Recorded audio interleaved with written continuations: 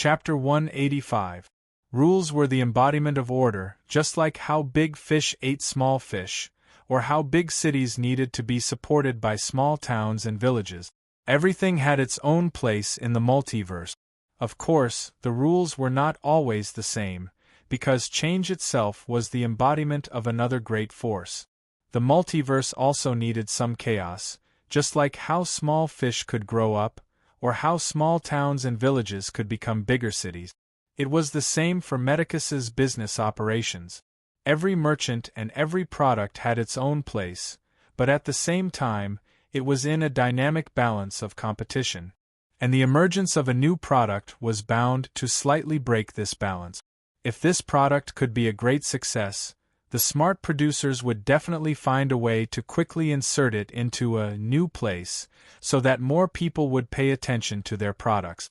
Consumers, distributors, agents, all kinds of business roles would quickly take their place, and the new product would create a new balance. In the world of Key's previous life, the process of finding a new balance point was called marketing. The Fanatic Armor was a biological exoskeleton armor jointly developed by the half-lich Snade, responsible for the development, product design, and product production of the biomass muscle, and the Megalosaurus Pasha, responsible for the name. It also needed marketing at the beginning of its introduction. Different from some of the fake masters in his previous life who only knew how to talk big, Keys, as a pentashade evil dragon, was very particular about practical results, so he would not use self-exaltation like slogans for publicity. And as a Pasha, any of his actions at a higher level would easily attract the attention of many forces. For example, the Obsidian Council, which represented the interests of the noble mages. As a big gift from One Eye and Crooked Mouth who had surrendered, there was no record of the young mage being captured. After being subconsciously affected by a spell, the noble mage was secretly released. He could not even recall the process of being tortured that normal people would not forget. When he learned that the Dragon Pasha, whom the council had been keeping a close eye on, was preparing to auction off the first Fanatic Armor, he directly applied for special funding from the high-level mage of the council, who was in direct contact with him, to purchase this armor that was unprecedented in the entire Ash world and conduct reverse research. In their view, if the Fanatic Armor was really as advertised, without the need for obsidian magic orbs, and with the same enhancement of strength as Ox strength, then it would be very worthwhile to spend a lot of money to buy it and research and imitate it. If this armor was not as good as advertised, they could also expose it. From the information they had obtained, the Megalosaurus Pasha had built an inner city in Nome for mass production. Once his plan was ruined, the giant dragon would definitely suffer heavy losses due to the huge investment in the early stages. Therefore, on the day of the auction, the young Obsidian Council Commissioner managed to win over the other interested tycoons with a high price of 10,000 silver cats and successfully obtained the first test model of the Fanatic Armor. After the successful auction, the noble mage immediately left Nome with this reward. In his view, his participation in the auction had already exposed his identity. In fact, it was earlier than that. So he specifically asked the two brothers, One Eye and Crooked Mouth, to leave that night. The three of them could cast spells to cover their tracks. You two need to be more alert. For some reason, the noble mage felt a dull pain in his head whenever he saw One Eye and Crooked Mouth. However, he still patiently reminded them. The goods we are purchasing this time are of great importance. You must send it back to the big boss safely. The two brothers smiled and nodded as a reply. During the rest of the journey, the young mage took advantage of the time when One Eye and Crooked Mouth ran away to relieve themselves. He curiously looked at the Fanatic Armor wrapped in a paraffin film. From the appearance, this armor, which Keys thought was highly replicated, was very ordinary in the eyes of the Obsidian Council. Brass wires, as thick as a pinky finger, formed the twisted exterior of the armor. Other than increasing its weight, it did not have any defensive function. The breastplate, backplate, shoulder plate, and tibia plate were all riveted together using a special method. They were all chained together with white silk, making it very inconvenient to wear. Some cheap leather seemed to be used as the inner lining of the armor, because there was always the smell of medicine used to treat leather. But it was still a high-grade product worth 10,000 silver cats. The young noble mage could not help but be curious about the strength enhancement effect equivalent to bull's strength enchantment. He tore open the paraffin film, but he did not notice the words, once opened, no returns, printed on the film at the corner. The flexible way in which Bai Yen connected the armor had slightly changed his view of the armor. Although it was still quite tiring to wear it, compared to other armors that could not be worn by a single person, the fanatic armor was much more convenient. And to his surprise, this armor, which did not have any magical fluctuations, actually had an enhancement effect on the wearer's strength. As a mage, his physical fitness was not bad, but it was still incomparable to that of a warrior. But after wearing the fanatic armor, he tried to lift the luggage that was used to tie the camel-binding beast, One Eye and Crooked Mouth together. He could lift it easily. This is indeed a new form of enchantment. The young mage was really surprised. Of course, he did not know the effect of the biomass muscle on the armor. If the Obsidian Council can master this technology, the noble army of Medic, no, only a part of the elites will be equipped with this armor. Then, enemy attack. Bandits are approaching. One Eye and Crooked Mouth, who had just returned from relieving themselves, began to shout from a place far away from the temporary camp. After the young noble heard the news, he did not remove the fanatic armor. Instead, he put on the robe that he had just taken off. One Eye ran back first. He untied the rope that tied the camel-binding beast and said, "I need your help. I can't lift this luggage myself." It was different from the usual situation where he was unwilling to do any physical labor due to his arrogance. The noble mage wearing the fanatic armor only needed to extend one hand to help One Eye successfully place the luggage on the camel-binding beast's back. "I really didn't expect you to be so strong," One Eye praised as he lowered his head to fasten the belt buckle of the luggage. Of course, the mage would not explain to him that this was the effect of wearing the fanatic armor. He only asked calmly, "What's going on? We didn't make a bonfire. Why are there bandits attacking us?" The one who answered his question was Crooked Mouth, who hurried back from the top of the sand dune. "I just took a look. It should be people from Gnome City. From the symbols that they used to light the torches between their teams, I think it should be Boar personally leading them." "Boar?" The young noble flipped onto the camel-binding beast's back and asked softly. "Damn it, I knew it." One Eye, who had climbed up the rope ladder, slapped his thigh and reached out his hand to pull his brother up. A Pig and Whistle tavern opened in Gnome City in the past 2 days. Isn't that the guy's usual method of gathering information? The two illusionists, who were once bandits, spoke one after another. They told the young noble mage a lot of stories that were mixed with the industry slang of the bandits. To put it simply, it was because they had exposed their wealth when bidding for the fanatic armor. When they left, they did not have fierce caravan guards like other big merchants. That was why they were targeted by the bandits in Gnome City, which led to an attack by a desert bandit nicknamed Boar. After they had taken a few steps forward on the camel-binding beast, Crooked Mouth and One Eye looked at each other. The two of them took out an obsidian magic orb at the same time and began to chant an incantation to cast a spell. The noble mage identified a few runes in the spell. He knew that the two brothers wanted to use an illusion trick to create some hazy images. It would be easy to see through during the day, but it should be useful in the dark. 2 black shadows gushed out from the palms of the two brothers respectively, forming the shape of a hunchback in the air with 3 people on its back. The hunchbacks ran in 2 different directions. This might not be useful. Perhaps it was because they were in the same trench, but the noble mage of the Obsidian Council avoided some taunting words for the first time.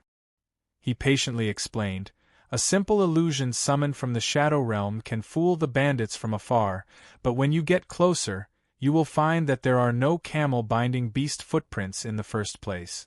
The wind is not strong tonight, so the real footprints we left behind will definitely stay for a long time. One Eye and Crooked Mouth looked regretful. Damn it, we wasted 2 obsidian magic orbs. Crooked Mouth tried his best to suppress his hoarse voice as he said in annoyance, One-Eyed, do you remember? I heard that even though Boar is extremely ugly, he's very cunning. This illusion will definitely not deceive him. One Eye, who was rather old, ignored Crooked Mouth's complaints and turned to ask the noble mage who looked normal, Then what should we do? Crooked Mouth and I definitely won't have a problem fighting one-on-one. We can also barely deal with 5-on-1. However, Boar might have brought 100 people with him. Even if we use all our tricks, including those illusions, we won't be a match for them.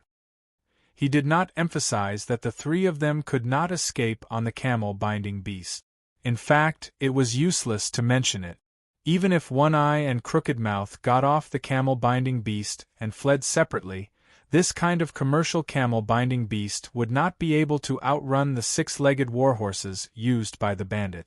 The noble mage pondered for a moment and carefully calculated the difference between the 2 sides.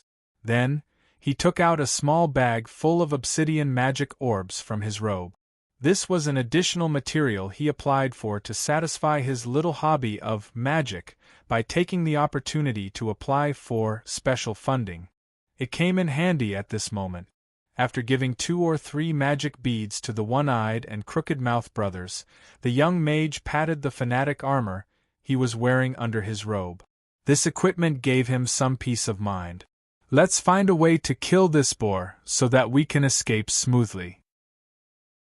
Chapter 186. When the conditions are right, success will follow naturally. This was the concept of deception that One-Eyed and Crooked Mouth brothers used. Illusions were an important means for them to complete the entire chain of deception. After receiving the order from Megalosaurus Pasha, the 2 of them tried their best to show off their skills in front of their new boss. They came up with a plan of deception. First, and also the most difficult part they had planned for a long time. Finally, they waited for the bandit group that dared to plant spies in Gnome City. The Pig Rush bandit group led by Boar, as well as the spies they planted, the Pig and Whistle Tavern. One-Eyed and Crooked Mouth visited the tavern with a strange name in batches. The string of bone whistles hanging on the signboard explained the second half of the tavern's name, and the fat face of the tavern owner confirmed the other part.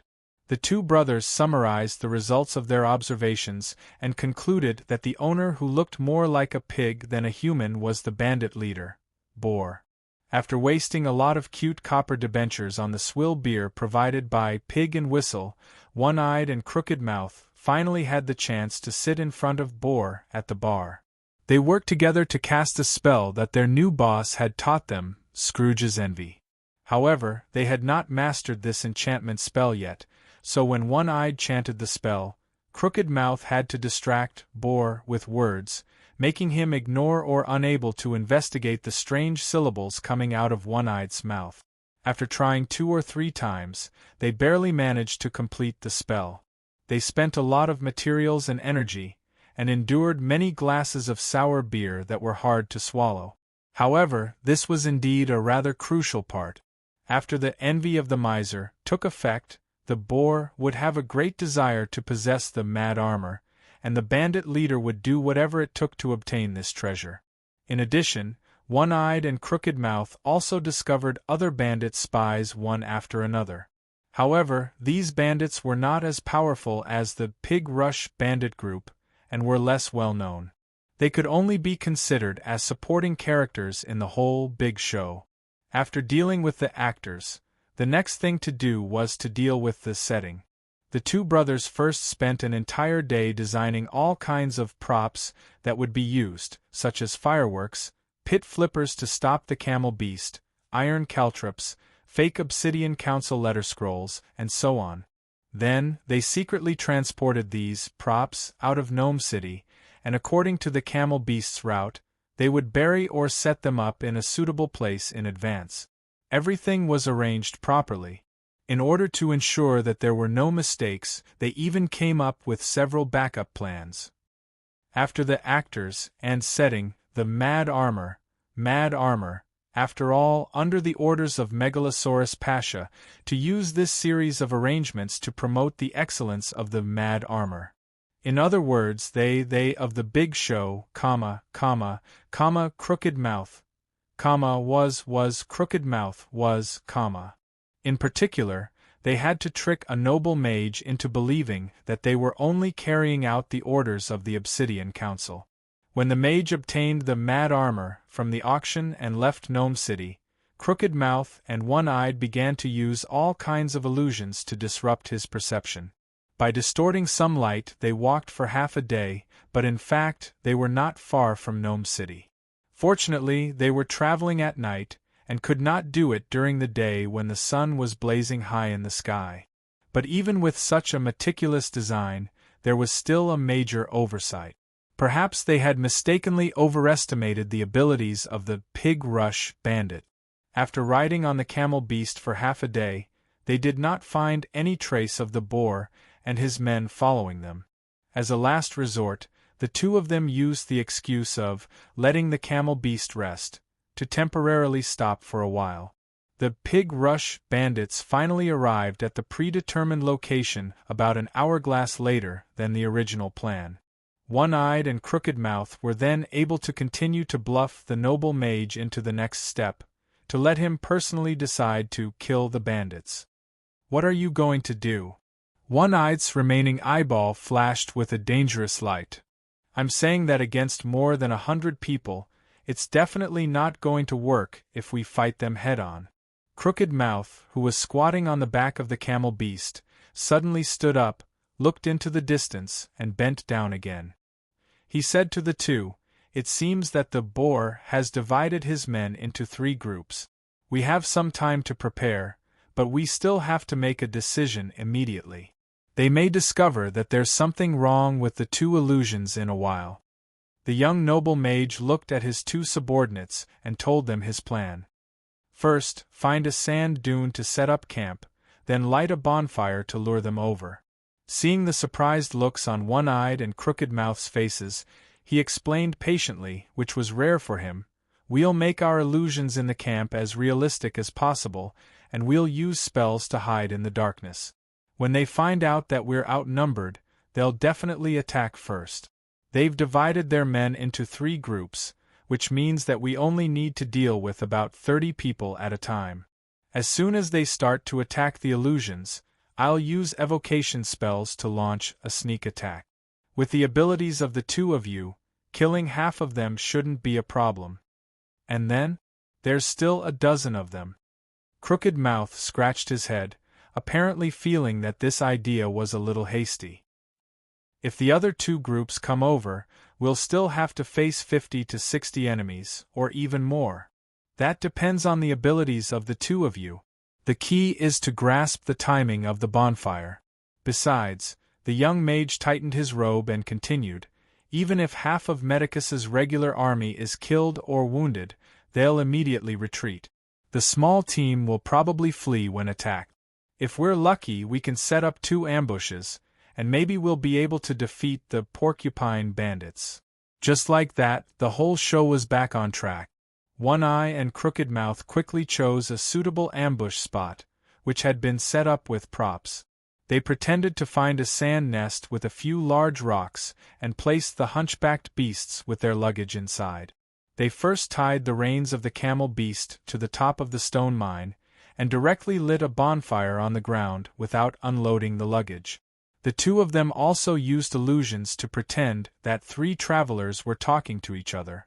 Then, they climbed up the sand ridge above their heads and used some magic to erase the footprints left behind by their footstep. "Let's use Fireball," One-Eyed suggested to the young mage who was hiding in the sand after climbing up the sand ridge. "We'll stick the camel beast in the crevice of the rock. If the fireball can hit the other side of the bonfire, it shouldn't hurt the beast." The other party nodded, indicating that he understood the importance of the camel beast when trekking in the desert. The three of them did not speak anymore. They lay prone in the sand pit and used magic to hide their figures, quietly waiting for the boar to take the bait. Not long after, someone shouted and the neighing of horses came from not far away. Sure enough, after seeing that there were only 3 people in the camp, the bandits immediately chose to launch a surprise attack. It was not much different from what they had expected. There were only about 30 people in this group. Most of them were equipped with 2 people and 1 horse, and the weapons on them were not uniform. They only launched a charge because they had more people, but their horse riding skills were still remarkable. At the beginning of the charge, the bandits sitting behind the riders took advantage of the slow speed to jump off their horses and advance on foot. After lightening the load, the 6-legged horses' speed increased again. The leader of the riders whistled, and the horses suddenly split into 2 groups, flanking the illusion of the camp from the left and right. This formation had obviously been practiced many times. They wanted to cut off any attempt of the target to escape. In the process of the charge, the bandits also let out a roar that sounded like a battle song, but also like a meaningless angry roar. As former colleagues, One-Eyed and Crooked Mouth were very familiar with this method. They understood that the other party wanted to use this method to make the enemy feel afraid. Therefore, they cooperated with the roar of the bandits and constantly adjusted the illusion of the camp, making the 3 travelers appear to be panicking. The bandits' first wave of attack was throwing axes. The riders on horseback did not take the initiative to attack the enemies after they surrounded them.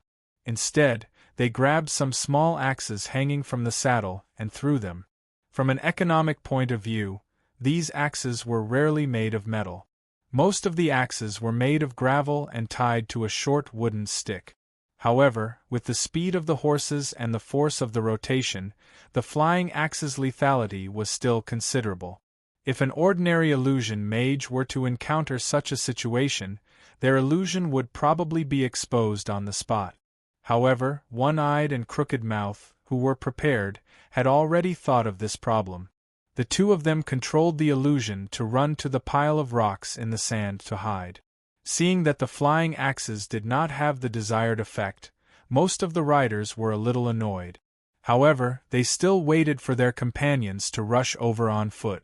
When they had all rushed into the sand, they slowly surrounded them. Not good, this is a trap.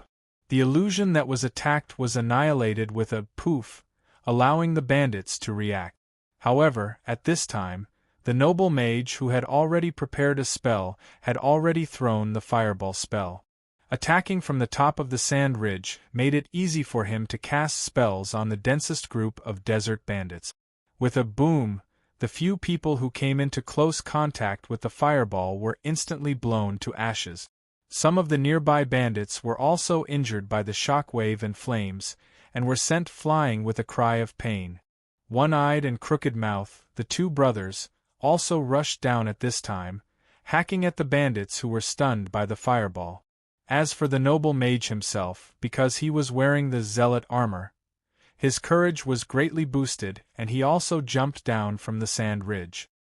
He pinched the bat feces and sulfur powder in his hand, and together with the spell, he rubbed out another fireball and threw it at a few riders who were standing close together.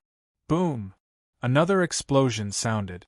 The bandits, who did not have any resistance to magic, and their warhorses, were blown into pieces of broken limbs and bones flying in all directions. Coupled with the hacking of One-Eyed and Crooked Mouth brothers, at this time, this small group of bandits only had a few riders who were standing further away. Suddenly, one of the bandits fired something like a signal flare. Several fireworks flew high into the sky and exploded in the night sky. Chapter 187. Generally speaking, there were 2 ways for bandits to obtain information. The first was to plant spies or informants, just like how Boar had opened the Pig and Whistle tavern in Gnome City. However, this required a certain amount of financial resources and patience. The second way was to purchase information from information peddlers. Of course, there was a reason why information peddlers were called information peddlers. Every question they asked gave them an additional clue to the true motives of their customers. Even a meeting with them could become information that could be sold to others. Therefore, for bandits, it was best to buy as little information as possible from information peddlers. If they really had to, they had to choose some veteran information peddlers with a better reputation. Coincidentally, the brothers One Eye and Crooked Mouth were somewhat famous in this line of work. Information related to the zealot armor had been wantonly exaggerated by these two and spread to the ears of many bandit groups. Although the bandits did not dare to act rashly in Gnome City, where the Megalosaurus Pasha was stationed, after the successful bidding, the armor was taken away from the city by the young noble mage. This made many people's minds become active. It was not only professional bandits. Under One Eye and Crooked Mouth's exaggeration, some merchants who were interested in the zealot armor, but could not afford the high bidding price, also harbored various thoughts. In fact, these merchants who walked the desert all year round sometimes did not have a clear boundary with bandit. When the fireworks exploded in the sky, the noble mage thought that it was the pig gang sending a message, but in fact, it was the brothers One Eye and Crooked Mouth announcing the start of the show. A few fireworks lit up the night sky of the desert, the flickering light indicating the direction of the stage for all the audience. "They're sending a signal flare," Crooked Mouth yelled at the commissioner of the Obsidian Council. "We have to evacuate immediately. More enemies will come here in a while." Hearing this, the young mage who was about to take out darts, ground yellow leaves, and viper stomach pouches immediately stopped his spellcasting preparations and pounced into the sand and rocks where the camel beast was tied up.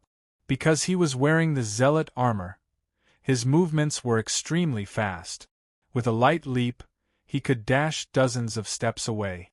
When there were bandits in front of him, he only needed to casually throw a punch to send the burly man flying. There's something wrong with that spellcaster.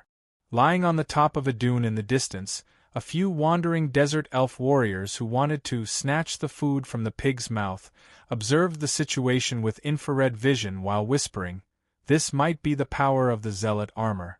Judging from his size, that guy can't be that strong. Unbelievable." In another direction, a merchant and his mercenaries squatted in a makeshift straw hut. He held an enchanted monocle in his hand and observed carefully.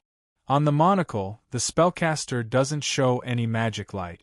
This means that the fanatic armor can indeed increase the wearer's strength without relying on obsidian magic orbs.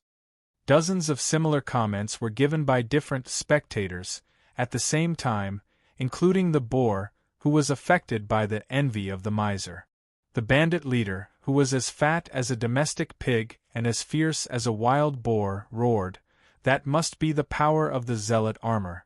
That abominable little bastard is desecrating this treasure that should belong to me." He licked his lips and took a deep breath of the air mixed with the smell of leather, sweat, and steel. He ordered, "Brace yourselves. Go and kill that little bastard." The sound of a bone whistle sounded in the desert. This was the unique communication method of the pig gang. The short and powerful whistle could travel a distance of a few parsangs.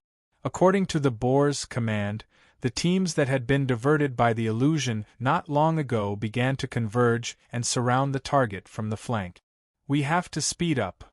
One Eye, who had also heard the whistle, looked behind him and reminded Crooked Mouth, who was driving the hunchback forward. "The bandits are about to surround us." If an arrow shot from the darkness pierced through One Eye's neck and knocked him off the hunchback along with his words. "One Eye!" Crooked Mouth shouted, and another crossbow bolt hit the rider. "Damn it!" the noble mage cursed in his heart. He quickly lowered his body and lay on the bumpy back of the beast. He chanted a spell to protect himself from the arrows. Of course, One Eye and Crooked Mouth were not shot to death. Being shot by the crossbows was actually their carefully prepared exit method. The arrows shot out by the crossbows were just an illusion trick. The moment the arrows hit the ground, they fell into the pit with the flippers laid on it. Due to the darkness of the night and the fact that the noble mage could not see for himself due to the shock, one eye and crooked mouth played the curtain call of death.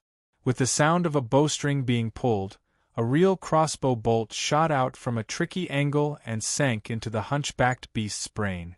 With a mournful cry, the hunchback bent its 2 front legs and rolled out with its head on the ground. Fortunately, he was wearing the zealot armor.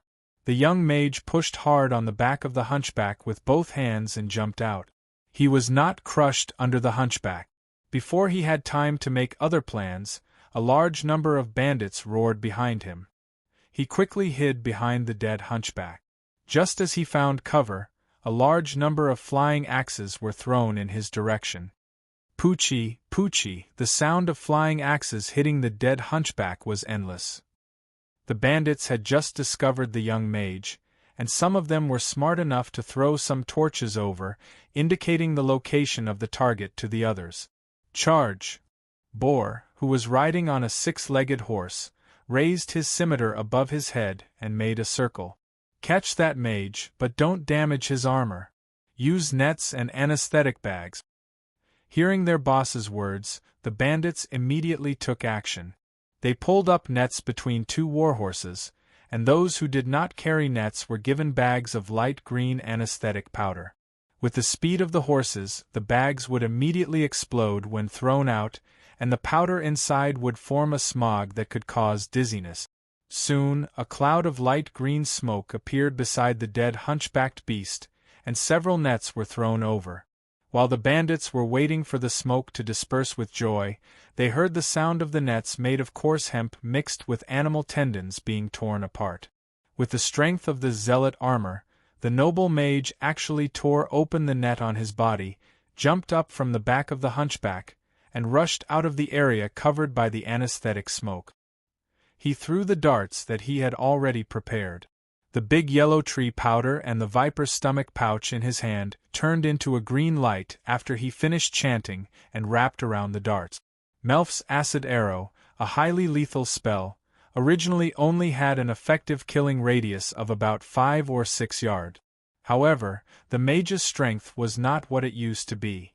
The green acid arrow actually crossed a distance of dozens of steps and directly hit the leader of the pig gang, who was screaming in excitement. The fat cheeks of the boar immediately melted, and the bandit leader died in an instant. The bad news of losing their leader made all the bandits present stunned for a moment until they found that the agile mage was taking advantage of this time to kill his companions, intending to break out of the encirclement. Kill that guy. He killed the boss, pull out your knives. The first to react was the second in command of the pig gang, the boar deputy. This veteran bandit was not affected by the Scrooge's envy. He was not worried that the blade of the scimitar would cut the zealot armor, so he decisively changed the previous conservative way of fighting. The noble mage immediately stared at him, but also because he happened to be on his way to break out of the encirclement. The young spellcaster decisively put away the silver knife in his hand, which was used to cut magic materials, and picked up a wooden club full of iron nails from the side of a bandit whose throat had been slit. While waving the club to protect his head, he leaned over and rushed towards the boar deputy, who was organizing the bandits to surround him. The inferior mace hit the shield, which was made of almost the same material, and the huge force broke the arm tied to the leather straps. Along with the momentum, half of the opponent's chest collapsed. The mage held the broken mace in his hand and threw it at another bandit in front of him. The latter's abdomen immediately looked like it had been hit by a crossbow, and his whole body was almost broken in 2. The noble mage let out a wild laugh. Although he had lost the obsidian magic beads and casting materials after the fierce battle, he was very confident that he could break out of the encirclement with the zealot armor on his body and run all the way to the meeting point of the council. The people who were secretly observing the battle here were also shocked by his courage, but more of them were envious of the zealot armor on him. They all made up their minds that if they could not get the first zealot armor from the person who escaped tonight, they would at least get a set when the Megalosaurus Pasha announced that the standard zealot armor would be sold in the future. However, they were not our protagonist Keys, nor were they One Eye and Crooked Mouth who planned this good show, nor were they the author's favorite readers. They only saw the noble mage leaping forward into the dark desert at the speed of a galloping horse, but they did not know that the core of the armor, the biomass muscle, had consumed more than half of the stored energy. In less than half an hourglass, the armor would become a copper lump that was extremely heavy but did not have the slightest effect of increasing strength. And the mage, who did not carry any supplies and whose physique could only be considered below average, had to carry it on his back and stagger forward in the desert alone. But what did the tragic fate of the Obsidian Council Commissioner have to do with the mastermind behind this good show, the Megalosaurus Pasha Keys? For the evil pentashade Megalosaurus, that guy was nothing more than one of the many selfless contributors on the road to Gnome City's new life. Chapter 188. After the success of the marketing campaign, orders poured in like snowflakes to the young Blue Dragon's factory in Gnome's Midtown. The low-cost biomass muscles, the simple prototype of the metal exoskeleton, and the Medici's standard slatted armor formed the popular standard zealot armor. The price of this exoskeleton armor was as high as 500 silver cats, and this did not include the cost of purchasing a special maintenance solution from Gnome City for maintenance. Although the price of the latter was only 50 copper coins per pot, one pot would be consumed every month when they were not in battle. When they were in battle, one pot would be consumed every 2 hourglasses. From a long-term point of view, it was still a huge expense. Even so, it was every warrior's dream to own a fanatic armor, especially for those of noble birth. There was no need to train hard day after day. As long as one wore this armor, even an ordinary person could become a warrior with infinite strength. In addition, those who were observant found that as long as the armor was not disassembled to destroy the internal structure, it was possible to install various practical or decorative accessories on the exterior. Many Medici nobles would buy several sets of armor for themselves, modifying them according to their family's decorations or personal preferences. Those who were particularly passionate and wealthy would even buy dozens of sets at once. Due to his knowledge of hunger marketing, Keys's factory only produced 50 sets of the Mad Armor every month. Therefore, if one wanted to buy a set of armor, they had to pay the full price in advance and wait for the delivery schedule. However, the market was still a seller's market. Boxes of silver cats were constantly filling the young Blue Dragon's pockets. With the support of this sum of money, not only was the reconstruction of Gnome City in full swing, the purchase of a large number of materials for the development of the flying behemoth was also confirmed. The only problem that worried Keys was the new problem in the development of the flying behemoth.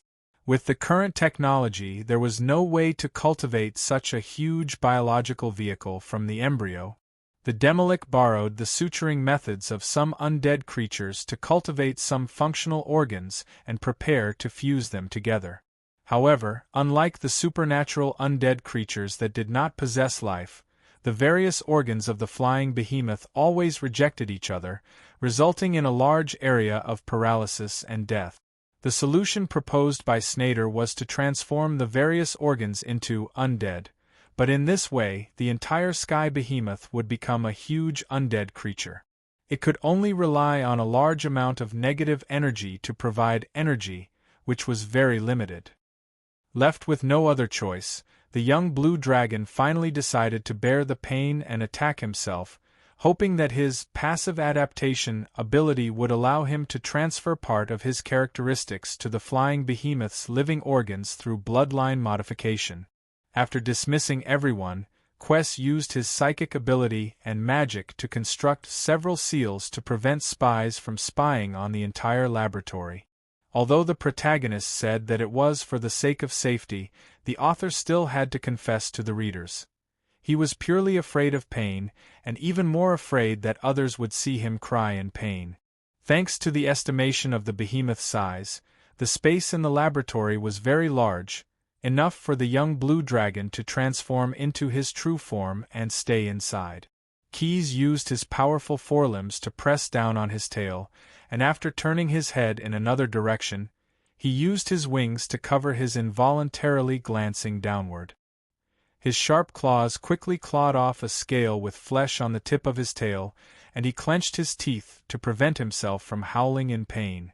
Taking advantage of the short time the scale left his body, Keys hurriedly used a bloodline modification spell to transplant it into a prototype organ of the flying behemoth that he had already prepared. At this time, his wound had already begun to heal slowly, and new scales were growing out. The self-adaptation ability brought about by the recovery ability had taken effect. At the same time, the organ that was endowed with the flesh of the megalosaurus was undergoing a drastic change that could be seen with the naked eye. The flesh of the megalosaurus with scales rapidly grew granulation and continuously drilled under the skin of the organ. Surprisingly, the whole process did not cause any rejection from the organ, as if the organ also knew the benefits of the megalosaurus flesh. This organ was the special heart in the body of the blaze shadow beast that could digest black oil and was used to provide energy for the flying behemoth. After being modified, not only could it digest black oil, but it could also fully utilize coal, sugar, and other organic materials to convert chemical energy into heat energy. Due to his understanding of his own passive self-adaptation ability, Keys prepared various materials for the training after the fusion. If the organ obtained some of the young blue dragon's abilities, then it could actively optimize and adjust itself under the passive adaptation situation and continuously improve the efficiency of its own functions. After the coal was thrown into the bioreactor, it began to automatically generate a grinding tissue, grinding the coal into coal powder to increase the combustion efficiency. After the black oil was poured in, the bioreactor began to generate a structure that could atomize the black oil, which was also to increase the fuel utilization efficiency. The young blue dragon then threw in some organic materials, and the biological furnace organ underwent even more astonishing changes. After the self-adaptation took place, the organ first decomposed organic materials into a large amount of hydrogen, water, and other flammable gases. But after burning for a while, it evolved into an even better way of using energy. The hydrogen that would have been burned was attached to a new multi-layer membrane structure, forming an energy supply method similar to a fuel cell. Thanks to Keys's science and engineering background in his previous life, he later became a programmer. He was very clear about the excellence of this energy use method. It avoided the Carnot cycle theory that the heat engine needed to follow, and converted the Gibbs free energy of the chemical energy in the hydrogen fuel into electricity. But this created a new problem. Because it did not have an energy storage system, the surface of the organ was quickly covered with a large amount of electric charge. New granulation grew on the surface of the organ, spreading out and constantly producing a phenomenon of tip discharge. Because of the blood transplant, Keys clearly felt that he had established a special connection with the organ at this time, and he could control the operation of the organ to a certain extent. At the same time, he could more clearly feel the intention of the organ's evolution. The newly grown granulation crawled out of the culture tank, bypassing the young blue dragon who had turned back into a human, and rushed to the other organs in the culture tank in the laboratory. The first to be connected was the sky behemoth's brain.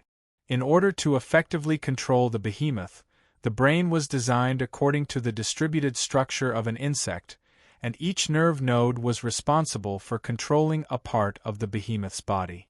After being connected by the electric tentacles in the biological furnace, the part of the neural network that had not been built was naturally assembled. Keys could now clearly feel the thoughts conveyed by the sky behemoth, its recognition of the young blue dragon's bloodline, and its incomparable desire to be born. Through the energy supply of the biological furnace, the behemoth's brain had been activated. But at this time, the energy that the furnace could provide was almost exhausted, and the speed of the growth of the tentacles from the furnace and the brain slowed down. Seeing this, Keyes immediately tore off the seal that he had set up before, and told his companions to come in quickly to help add fuel and change the nutrients in the culture tank. The entire laboratory immediately turned into a delivery room for the newborn behemoth. The steampunk Demolic commanded the undead workers wearing the working version, fanatic armor to move buckets of nutrient solution from the nearby warehouse into the laboratory and continuously pour it into the culture tank. The three Ogre brothers were in charge of deploying manpower to transport boxes of coal from a warehouse built further away that was specifically used to store flammable and explosive materials to fuel the biological furnace. Through the psionic ability, Keyes constantly communicated with the behemoth's newborn consciousness. He accurately translated the behemoth's instinctive evolutionary needs to the managers in the various sections of the laboratory and quickly adjusted the allocation of various materials. For a full 10 days, other than the Demolic and his undead workers, everyone in the laboratory, including Keyes who was responsible for maintaining the psionic connection, relied on the energy potion provided by which Dr. Paru to survive. The entire laboratory, or rather the delivery room of the behemoth, had been heated to an extremely high temperature due to the continuous burning of the biological furnace. Some of the nutrient solution in the culture tank had begun to boil, and the pre-designed vents began to feel a little overwhelmed. But like the behemoth's internal organs that were still thriving, everyone was trying their best to hold on. When the nutrient solution storage was almost exhausted, the growth of the behemoth's internal organs was finally almost complete. The brain and its attached nervous system that had been set up earlier had been greatly perfected, and this also made it much easier for Keyes to communicate. "Father." The words of the flying behemoth were accurately transmitted to the young blue dragon through the psionic connection. This was the first time it did not use instinctive needs but a complete and meaningful word. "I'm ready."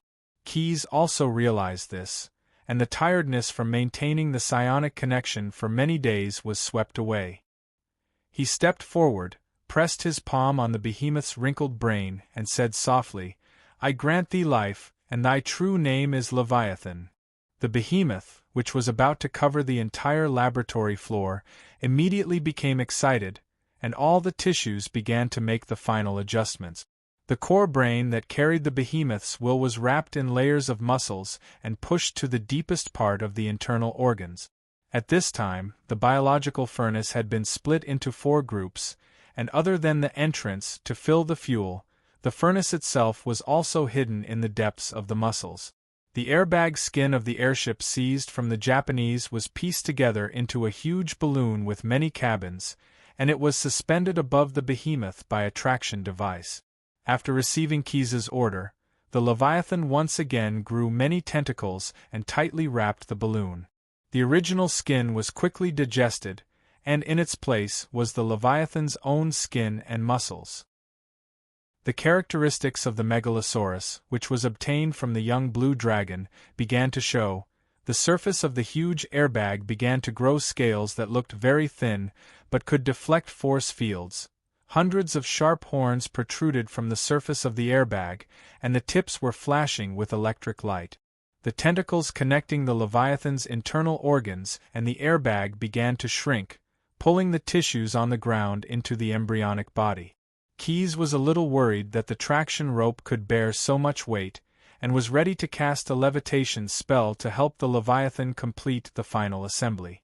However, the smart behemoth had already thought of this. It spewed out the high-pressure gas that had accumulated for many days under its body, and at the same time, the biological furnace was turned on, and the hot air was poured into the airbag through the special hollow tentacles. Under the combined efforts of the upper and lower parts, the Leviathan's shell and internal organs were quickly completed, and the Leviathan was finally born. Chapter 189. Mastering Technology, Mastering Even More Advanced Technology, Mastering Even More Advanced and Disruptive Technology. My descendants must remember that this is the most effective way to quickly create large amounts of wealth. When the Leviathan rose into the sky, the commercial transportation model of Medicus and the entire Ash world since ancient times had been completely overturned. No one could stop the scales of eternal order from beginning to accumulate wealth. Santos Ben Jozer's book to his descendants, the founder of the Sand Rhino conglomerate and an early member of the Scales of Eternal Order Chamber of Commerce. When the ceiling of the laboratory was pulled up by its hinges, the Leviathan rose from the city center, shocking everyone in Nome. This kind of flying beast that had never appeared in the Ash world first brought endless panic, but after the city guards rushed to inform them, the panic turned into shock in a very short time. After a few days, when the construction of the pod was completed, the huge biological vehicle welcomed its first batch of visitors. Those who were invited by Keys were all representatives of merchants from all walks of life. Among these people, many did not live in Nome City. But after hearing that Megalosaurus Pasha had built the huge Leviathan, they were all extremely curious. They either rode on the mage's flying carpets or rode on camel beasts overnight to reach Nome City as quickly as possible. The birth of the Leviathan had even spread to the capital of the empire, Bite City. The big-bellied general, who had worked with Keys before, was the representative. He brought a group of nobles to watch the first flight of the Leviathan. In this regard, although Megalosaurus Pasha had not informed them before, he still expressed a warm welcome. After all, this would be beneficial to further promoting the Leviathan's flying vehicle. But for some unknown reason, the official Medicus group did not use the common flying carpet. Instead, they took a modified Wusan flying ship to Nome City. When this sky fortress, that had shrunk several times, arrived, the accompanying mages first built a 30-foot-tall obelisk outside the city as a docking tower. Only then could they successfully anchor and dock. Sir Keys, this was all done by the noble mages at the last minute. When General Medicus met the young blue dragon at the Pasha's camp in the city center, he immediately drew a clear line with the mages of the Obsidian Council. After they heard that you had built a flying ship, I don't know why they went crazy and pieced together this thing from the spoils of war of the Wusan. Through the conversation with the big-bellied general, Keys learned that this was the work of the Obsidian Council. Recently, the Grand Vader had been in seclusion, causing many people to think that he might have been injured in Japan and was recuperating. And taking advantage of this opportunity, the Obsidian Council began various actions to expand their influence. One of the most important measures was to suppress the local officials of Medica that the Great Vexil had promoted. Keys's title of Pasha was the highest position in Medicus that had been granted in recent years. In addition, because he was a Megalosaurus, it was not surprising that the Obsidian Council, which was responsible for protecting the interests of noble mages and nobles, would target him. It's really too simple and crude. The young blue dragon, who understood this, secretly complained. He really did not expect that the council would like to fight head-on. Did they not consider the method of bribing? Indeed, the Obsidian Council had disappointed him. The word bribing might not even exist in the dictionary of those noble mages. From their point of view, the existence of the Megalosaurus Pasha was a challenge to the Medicus noble system.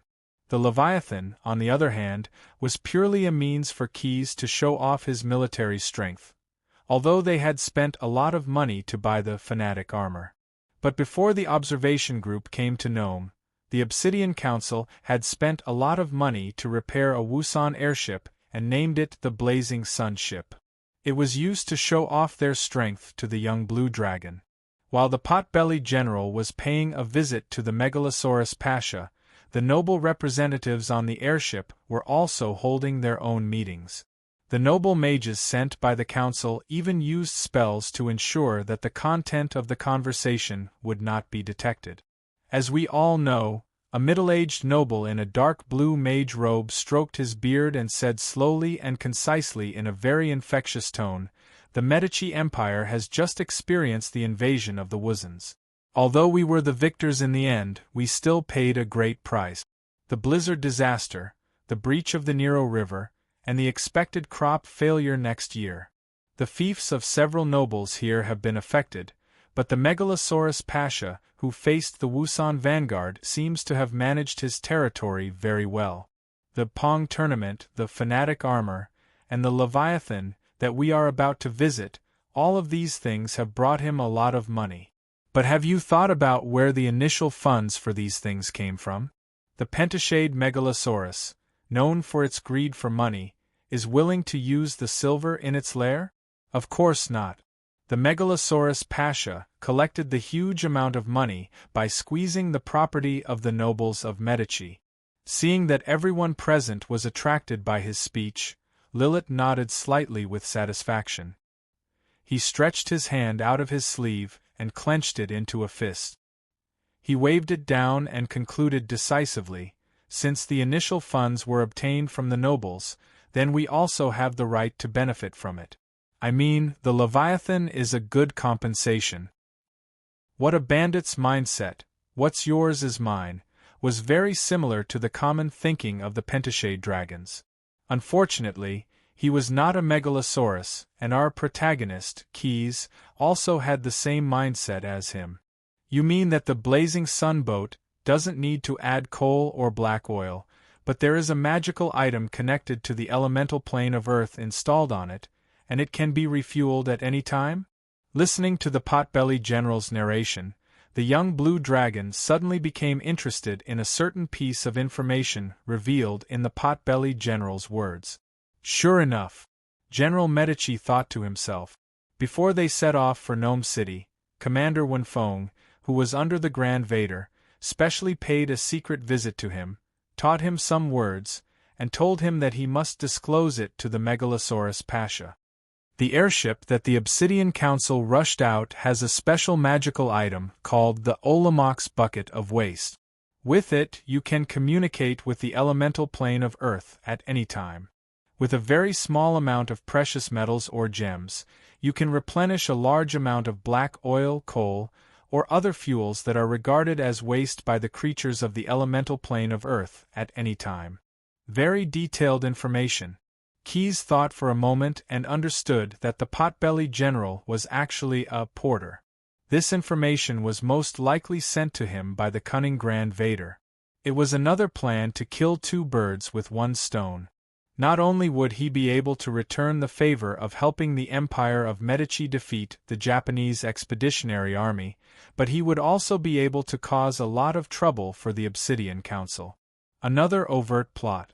Even if he was unwilling, the young blue dragon had to admit that something as good as the Olamox Bucket of Waste was delivered to his mouth. How could he not accept it with a smile? Chapter 190. Great Blazing Sun. This was the sentence that the fat merchant Santos said the most after boarding the Leviathan. The second most common sentence was, "What is this for?" Stepping on the non-slip floor made of teak, under the leadership of the Dragonborn clan's kobold guide, the Medici's official viewing group and a group of merchants walked along the corridor of the pod. As the volume of the Leviathan's airbag was far larger than that of the airship outside the city, the interior space of its pod was much larger than that of the blazing sun boat. The Leviathan had a total of 5 decks. Unlike the design of the Wusong airship, the top 2 decks of the pod were integrated into the body of the Leviathan's huge airbag. The other 3 decks were exposed to the beast's body. The top deck was used as a passenger cabin, and the other 2 were used to carry cargo. In the process of building the pod, the Leviathan also used its own flesh and blood to fuse with it.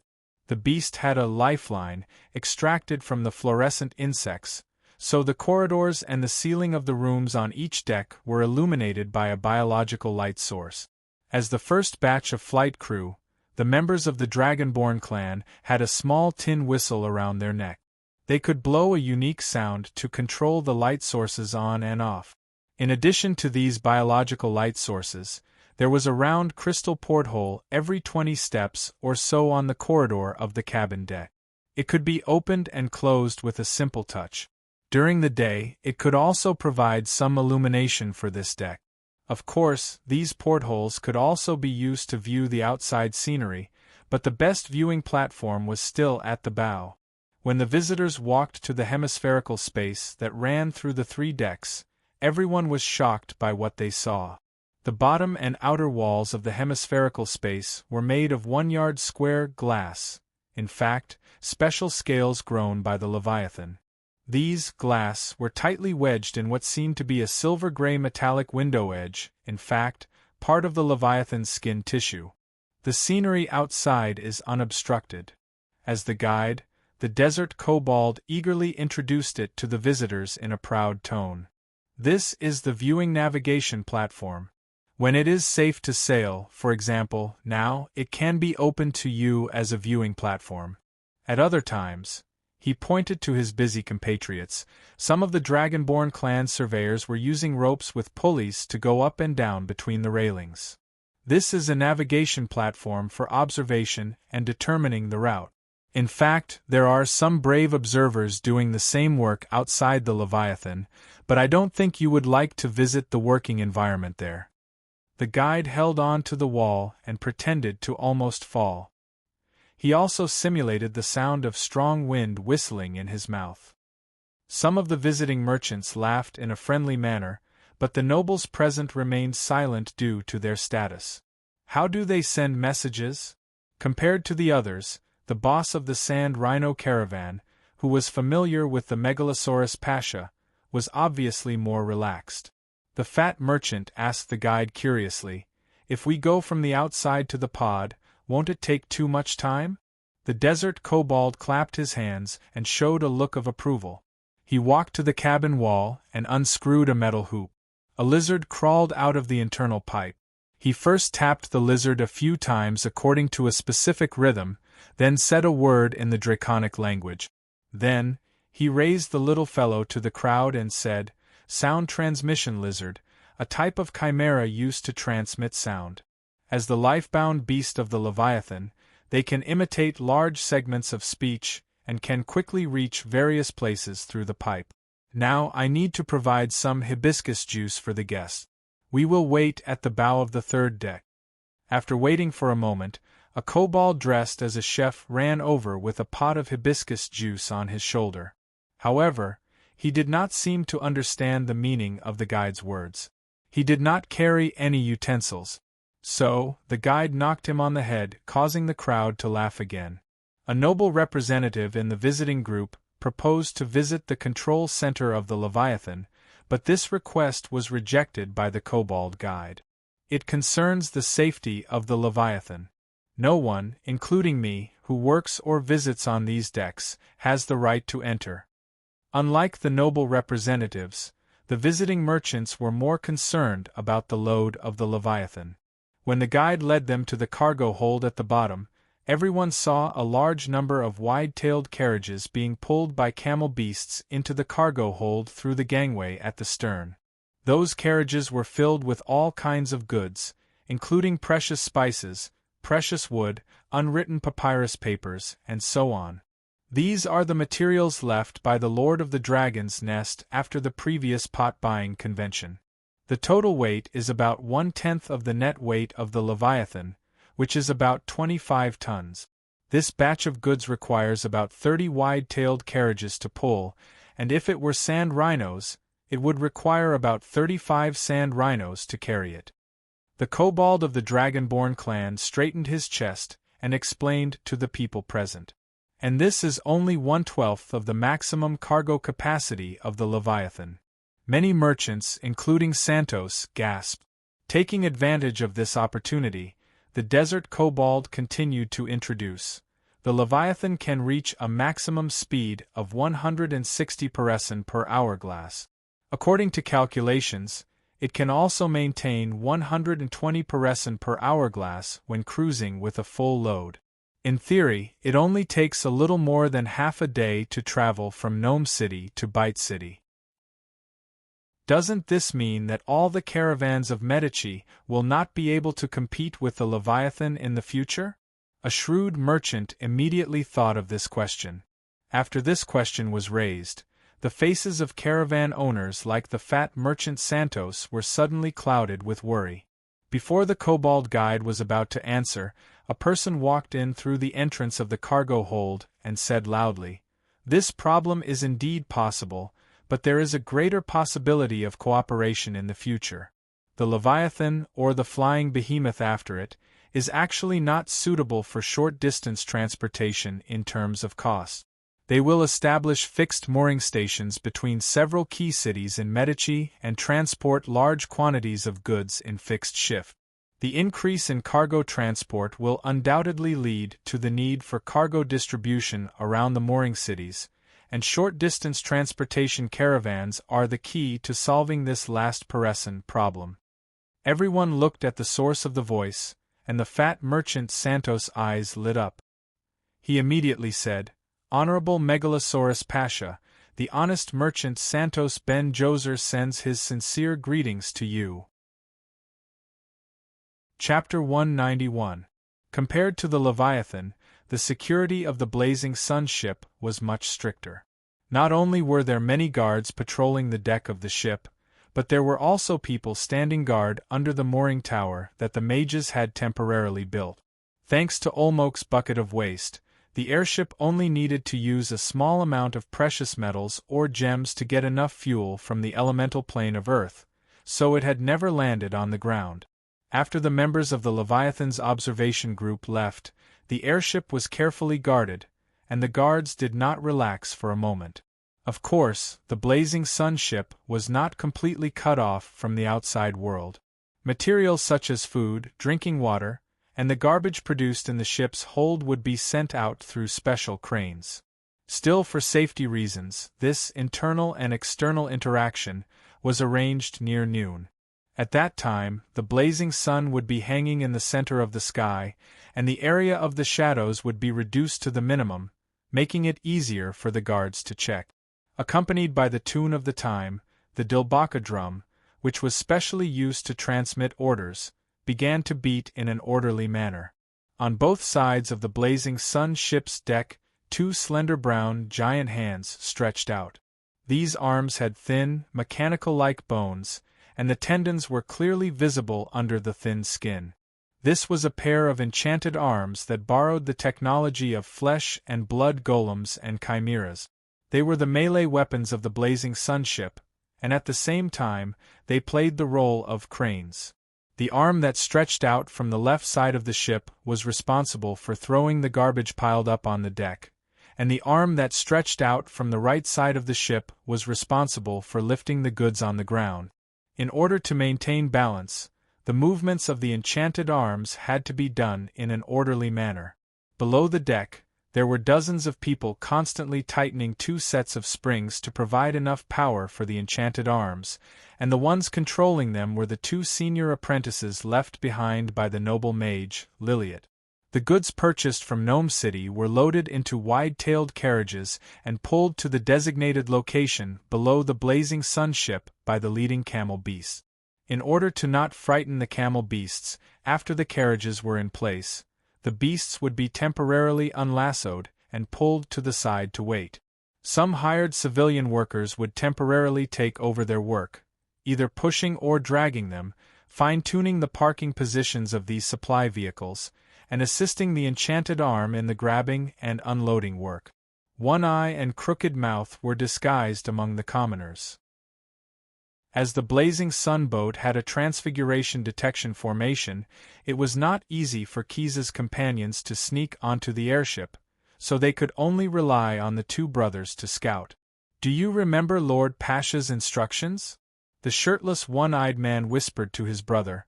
"After we go up, we have to find a place to hide, or we can disguise ourselves as crew members." Crooked Mouth, who was pushing the carriage with one-eyed, looked around. When he saw that no one was paying attention to them, he replied, "I remember all of them, but I'm a little worried about that thing." With that, he pouted his crooked lips and pointed at the airship above his head. Earlier, the two of them had taken a flying carpet. When they were high up in the sky, One Eye felt better, but he found that his calves would cramp up when he was on the flying carpet. "Don't worry, didn't you go on the Leviathan once?" Weren't you fine at that time? One Eye comforted him disapprovingly. He even opened his mouth and took out a ring from under his tongue. Don't you still have the floating ring? In the worst case, this ring can trigger the featherfall spell to keep you safe. Crooked Mouth nodded and let out a sigh to calm himself down. He then pressed on the floating ring that was hidden somewhere on his body to calm himself down. When the enchanted arm grabbed the carriage they were in charge of, One Eye and Crooked Mouth immediately used an illusion to block the eyes and ears of the other commoners. They then darted into the carriage and hid in the wicker baskets that contained the crew members' clothes. Before the Leviathan was ready to take off, the members of the visitation group were asked to return to their cabins to wait for takeoff. Other than the pot-bellied general, who needed to discuss some matters with the Megalosaurus Pasha, the other members of the noble visitation group gathered in Lilith's cabin. The facilities of this airship can be said to be luxurious. One of the nobles took out a bottle of jujube from the wine cabinet fixed to the wall of the cabin. After tasting it, he could not help but praise the food, the wine, and especially the steam bath. The 200 silver cats were well spent. Even Lilith of the Obsidian Council had to admit that compared to the blazing sun boat they took, the Leviathan's degree of comfort was beyond imagination. In the beginning, they all thought that the airship was built by Keyes to show off his military strength. But after a tour, even the hostile Lilith changed his opinion. Compared to the ferocious appearance of the Leviathan, the interior of the airship was more like a commercial airship. But as a member of the Obsidian Council, Lilith still insisted on his original plan. He stroked the bronze panels that were used as decorations on the walls of the cabin. The extremely aged patterns were very much to the noble mage's liking. You may have overlooked these antique decorations. Although they were inside the cabin, Lilith still cast a spell to prevent eavesdropping when he spoke. There are a total of 15 luxurious first-class cabins like this on the Leviathan, and more second-class cabins. If you don't care about the dignity and comfort of the experience, you can also spend less money in the warehouse. He took out a silver cat with his fingers and held it between two fingers, flashing it in front of the noble's eyes. Even if we don't count the freight income, even if we calculate 1/3 of the passenger capacity, the one-way income of the Leviathan is nearly 5,000 silver cats. Compared to the blazing sun boat that requires a lot of manpower and can't be maintained, those who control the Dragon Clan are simply slaves of the Megalosaurus Pasha. There is almost no cost. In the future, this airship will simply be a coinage machine that can automatically produce silver cat. Seeing that some of the nobles present had a thoughtful look, and some of their eyes showed envy and jealousy, Lilith shrugged and said with a little helplessness, "But we have nothing to do with the Medici Empire. Can't we order this airship from Gnome City, just like the Mad Knight armor?" Someone impatient asked first.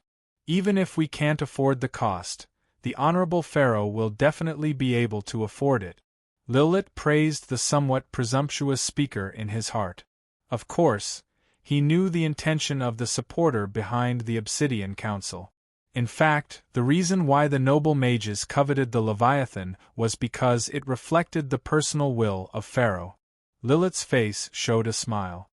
"I also believe that only the great Pharaoh deserves to own the Leviathan." Chapter 192. The fuel hydrogen was converted into electricity in the body of the behemoth, driving the rotor to rotate rapidly, and the propeller began to slowly push the behemoth forward.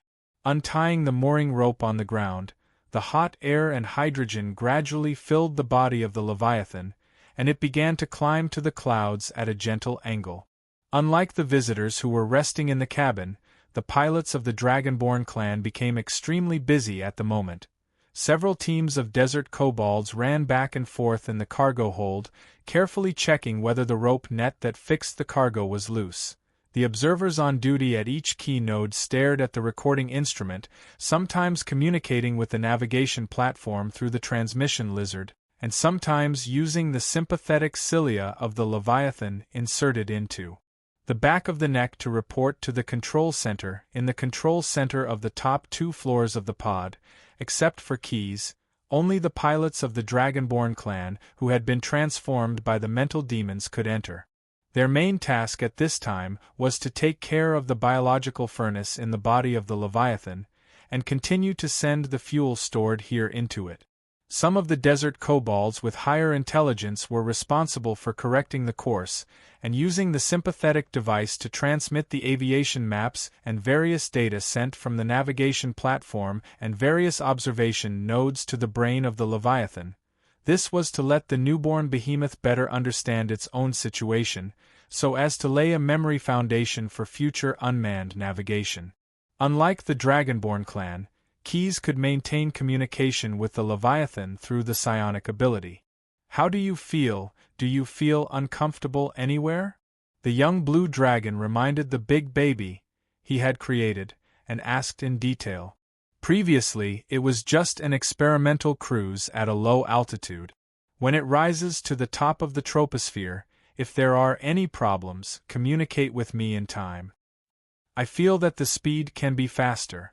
The Leviathan felt warm to the concern expressed by Keys, but it was still eager to prove itself. It was no different from a child who wanted to show off in front of their father. After the jet propulsion system is activated, according to the Bernoulli principle you described, my body can get more lift. The young blue dragon thought for a moment and felt that there should not be too much of a problem, so he said in the psionic link, "Using a quarter of the maximum power for jet propulsion, the purpose of this voyage is to collect more data during the climbing process. Pass this order to all the pilots of the Dragon Clan and ask them to pay attention and cooperate well. In addition, don't relax the monitoring of those people in the cabin. If there are any abnormalities, immediately notify Snade and Paru, who are on standby in the laboratory. Your wish is my mission."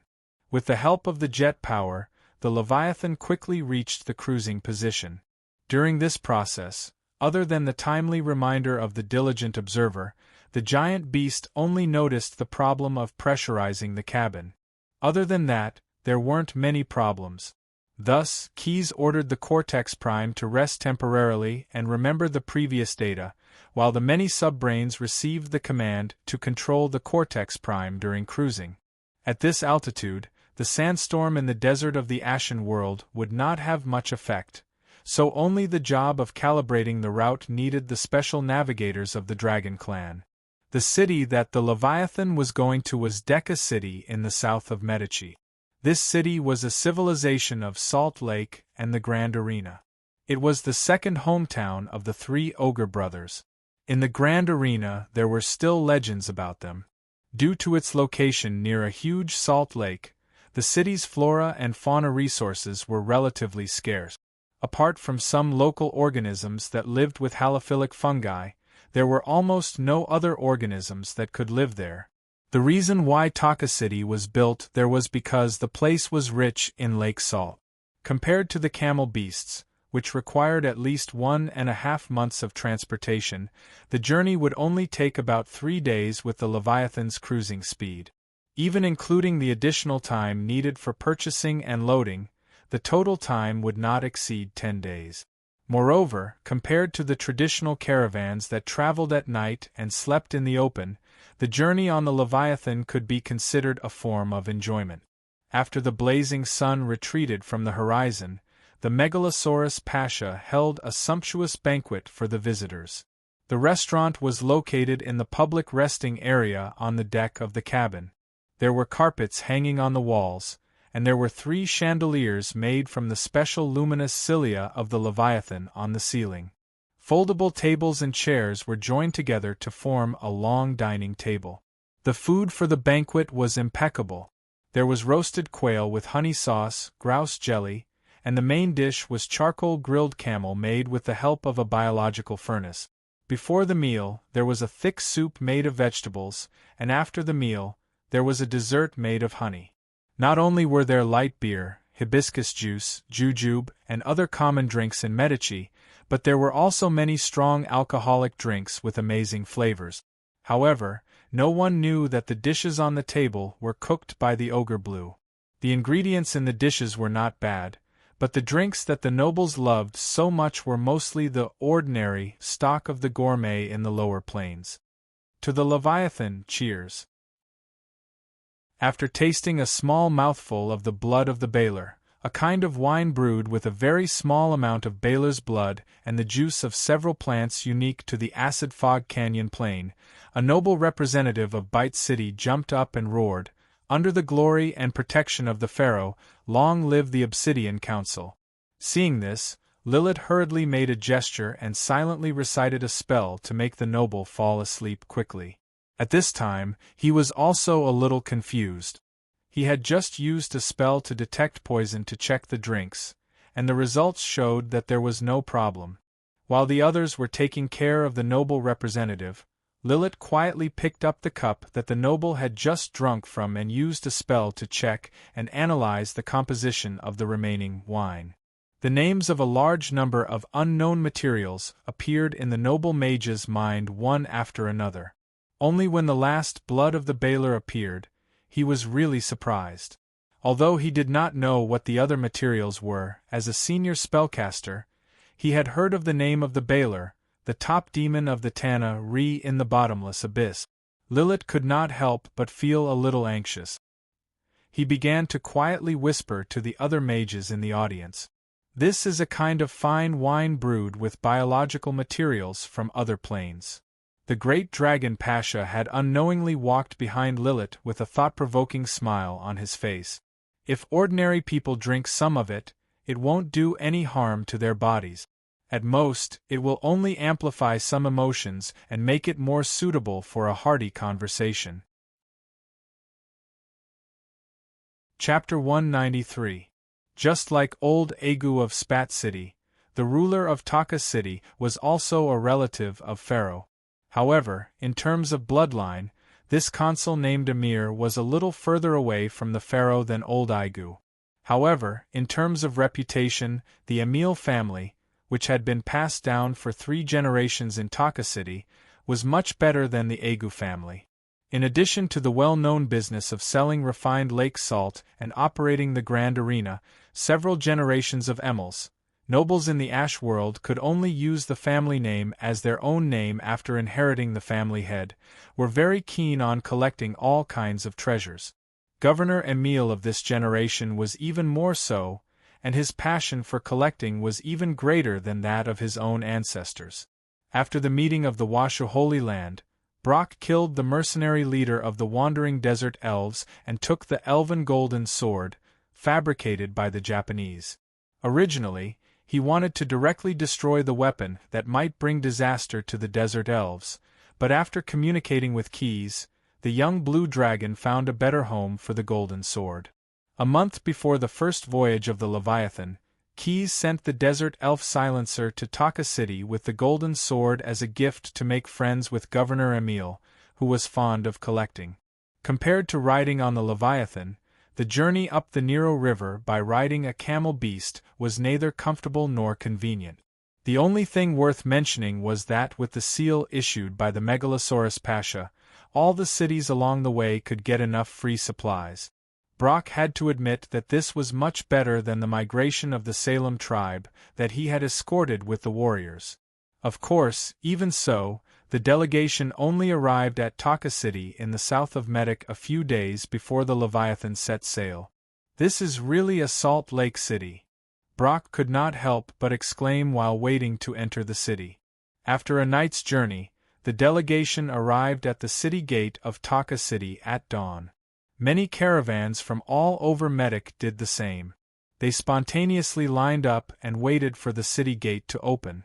The walls of Taka City were covered with a layer of salt-stained mortar. Under the illumination of the rising sun, they shone with a diamond-like brilliance. There were many buildings with square towers in the city. Even from outside the city, one could see the flags fluttering on the top of the towers. One of the envoys was a gnome merchant who had been to Mocha before.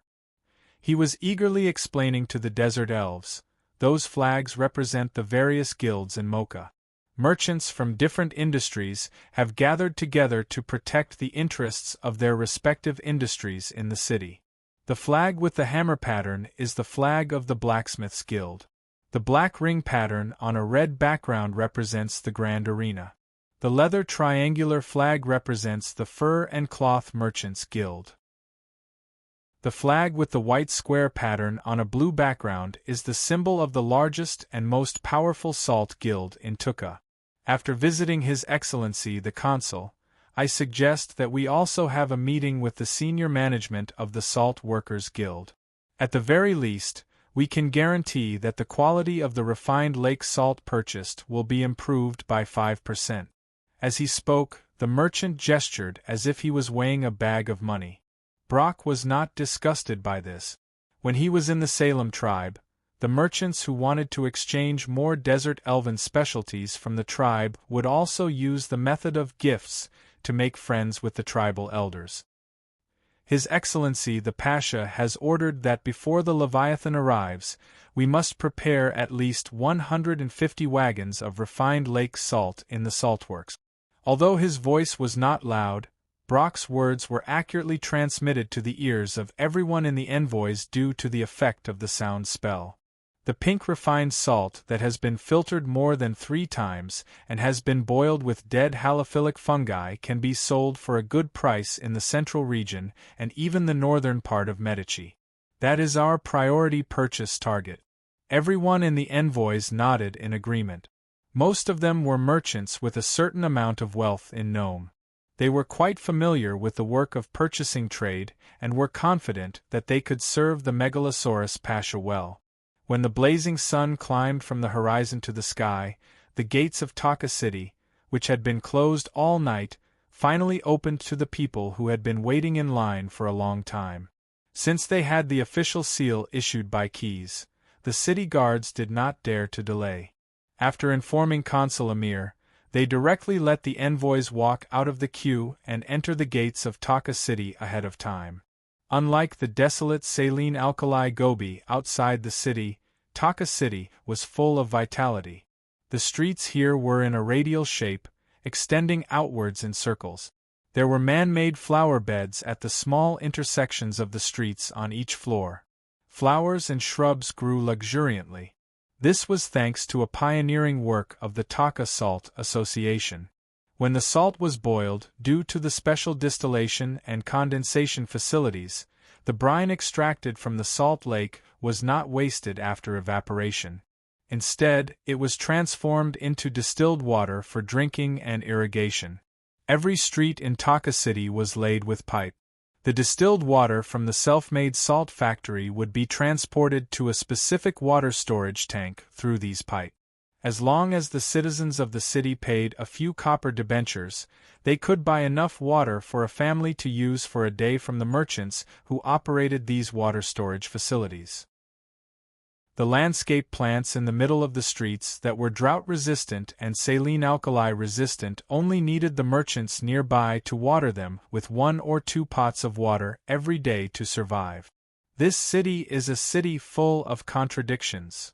Walking on the road to the consul's mansion, the merchants in the envoys kept introducing the various local customs of Taka to Brock. It's located in the saline alkali Gobi, but the city is full of vitality all year round. The citizens are simple, hard-working, and hospitable, but when there's a bloody fight in the Grand Arena, there's no empty seats. The consul's family that rules this city has always been generous. Apart from selling salt and operating the Grand Arena, they rarely compete with the people for benefit. However, the 3 generations of emirs have greedily collected all kinds of novelties. While listening to the merchant's introduction, he observed the bits and pieces of Taka City. Taking advantage of the fact that there were not many pedestrians on the streets, the envoys rode on camel beasts and passed through the streets that had yet to wake up under the guidance of the city guards. A moment later, they arrived at the consul's mansion in Taka City. According to the official rank, Key's title of Pasha was second only to the Grand Vader. It was 1 level higher than the consul.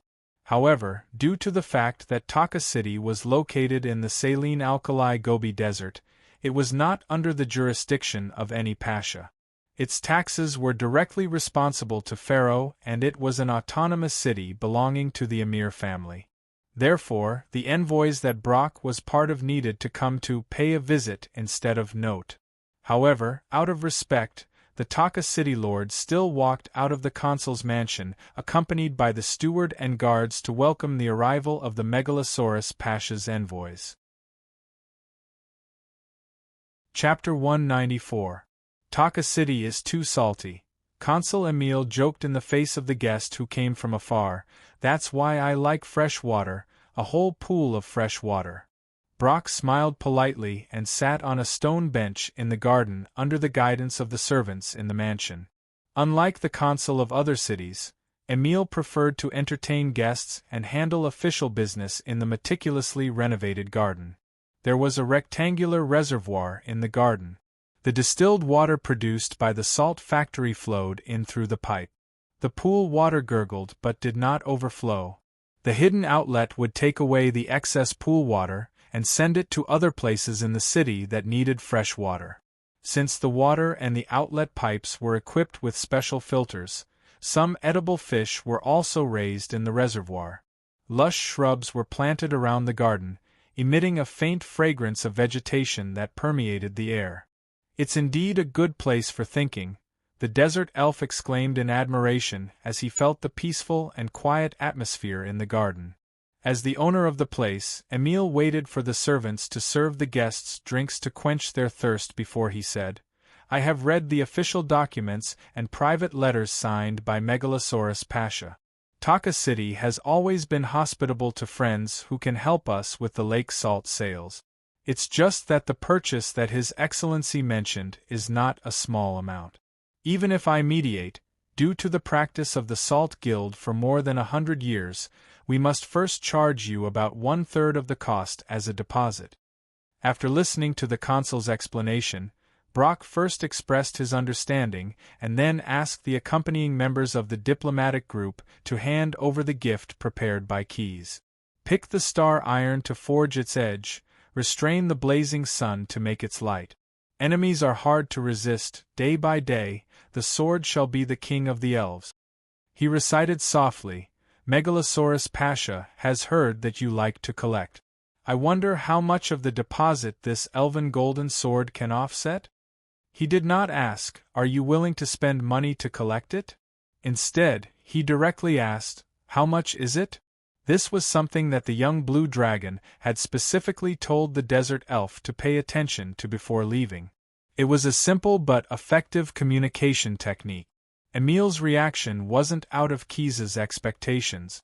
It had an ancient style, intricate vine-shaped hollow blade, a pale golden translucent blade, and a hilt made from the teeth of an extinct ancient megalodon. Just its appearance alone had attracted the attention of this great collector. "Be careful of this weapon," Brock reminded when he saw the consul subconsciously trying to touch the golden sword. "It is known that this sword has 2 enchantments, sharpness and charm. Due to some historical reasons, my compatriots are quite sensitive to it. But it's also because of these reasons that it must be a very good collectible." A smile appeared on Emile's face. "I'm good at taking care of my collections." He winked. "I'm famous for being fair when it comes to assessing the value of my collections." There was no haggling like normal merchants, and the great collector, who was both a consul and a noble, gave the golden elven sword a decent price. After successfully completing the visit, the diplomatic party left the consul's mansion with the special purchase certificate signed by Emile. According to the laws of the United States of America, to prevent excessive interaction between city managers, the diplomatic party could not stay overnight in the consul's mansion unless they had the approval of Pharaoh. They walked to the Salt Guild Hall, where most of the merchants who purchased lake salt gathered for meals. Not only did the guild provide good food, but the merchants could also sleep in the long rafter hall. This was the hospitality of the largest guild in Taka City. It was still early in the morning, and only a few merchants were resting on the straw beds in the corner of the hall. Fragrant oatmeal porridge was boiling in the big cauldron, and the merchants who came were allowed to take a bowl for themselves. The diplomatic party had just eaten in the consul's mansion, and only a few people, including Brock, took a bowl of oatmeal. The desert elf took small sip. As expected of the city of lake salt, he thought to himself as he swallowed the oatmeal with refined lake salt and sprinkled with dried berries. How may I be of service? With Consul Emir's permission, a deacon in a blue and white striped robe came to greet them not long after they entered the Salt Guild Hall. It was easier to get things done with someone in the court. With someone in charge of meeting them, the diplomatic party did not delay and immediately got busy. A few veteran guards followed the deacon to the mercenary guild to recruit people to look after the goods. Brock and a few merchants who had experience purchasing lake salt followed the deacon to the warehouse of the salt factory with the special purchase certificate. Taka's salt factory was located in the northwest corner of the city adjacent to the lake. Through the canal connected to the lake water was directly channeled into the saltworks. The entire salt factory was close to 1/5 of Taka City and was divided into 4 parts: the saltworks, the salt boiling factory, the refinery, and the warehouse. The lake water would first be dried in the saltworks, turning into a concentrated brine. Then, the workers would use brine trucks to transport it to the salt boiling factory for further processing. In the beginning, the fuel used to boil the salt was the aquatic vines in the lake that relied on halophilic bacteria. Later, it was discovered that these plants could be refined into a better quality and pale pink lake salt, so they switched to using imported coal from nearby coal-producing cities as fuel. When Brock and the rest arrived at the salt factory, the first batch of brine from the saltworks had already been sent into the salt boiling boilers.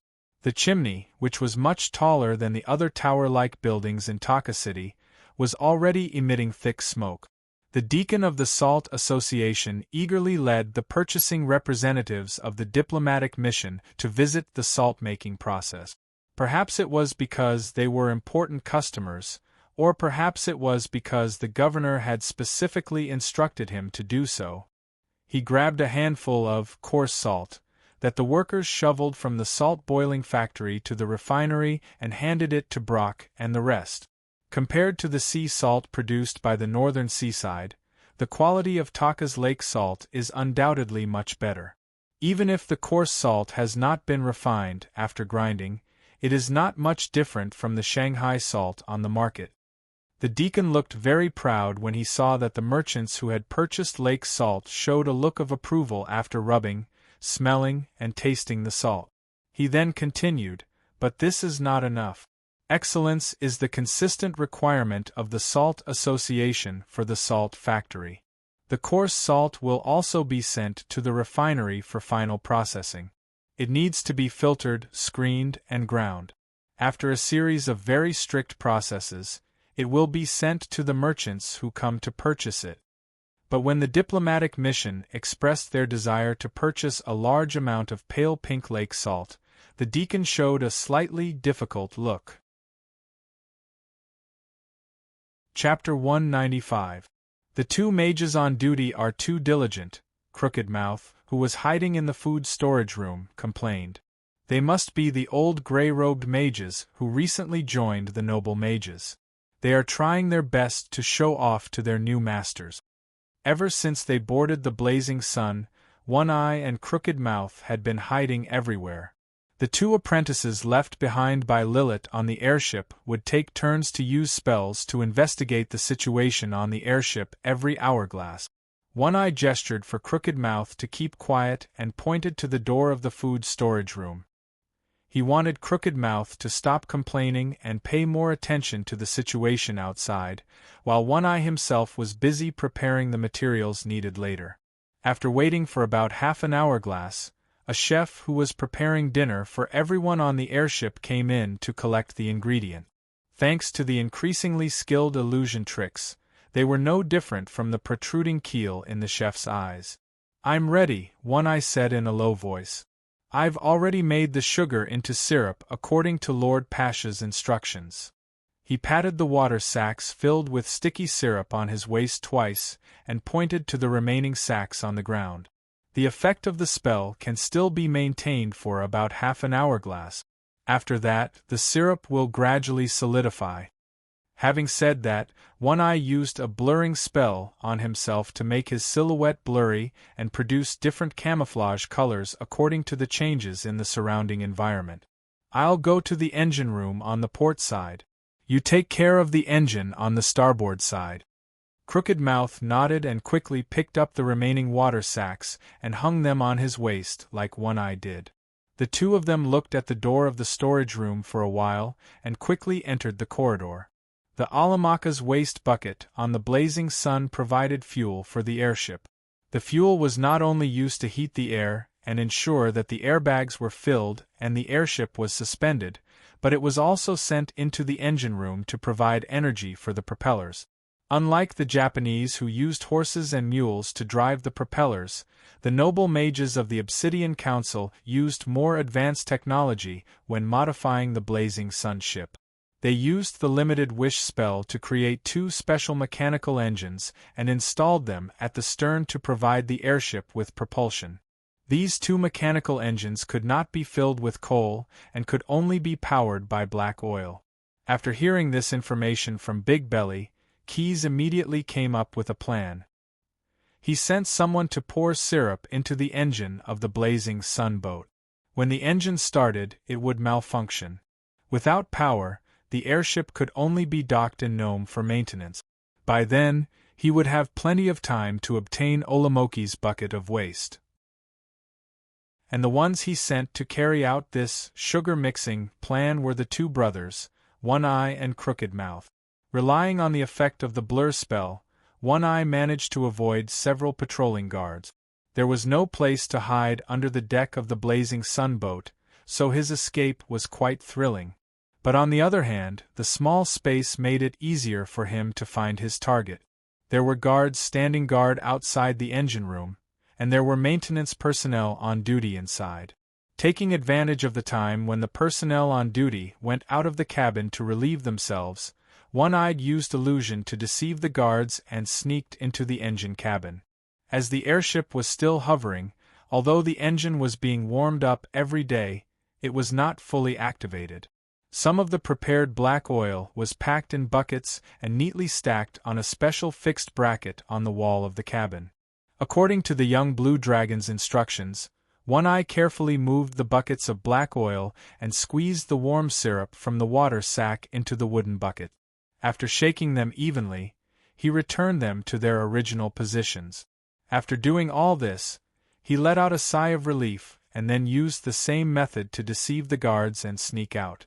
When One Eye ran to the designated evacuation point, which was the cabin where the airship's trash was stored, he found Crooked Mouth already waiting there. "Is everything going well?" One Eye asked softly as he took the cloth from Crooked Mouth to block his nose and block out the terrible smell. "Pour it into different buckets of black oil, shake it and put it away. You didn't miss any of these steps, right?" Crooked Mouth made a reassuring gesture and said, "I guarantee that the steps are exactly the same as Sir Pasha's instructions." He also showed the shriveled water sack at his waist to One Eye. "It's the same as when you came in. How about we find a wicker basket to hide in?"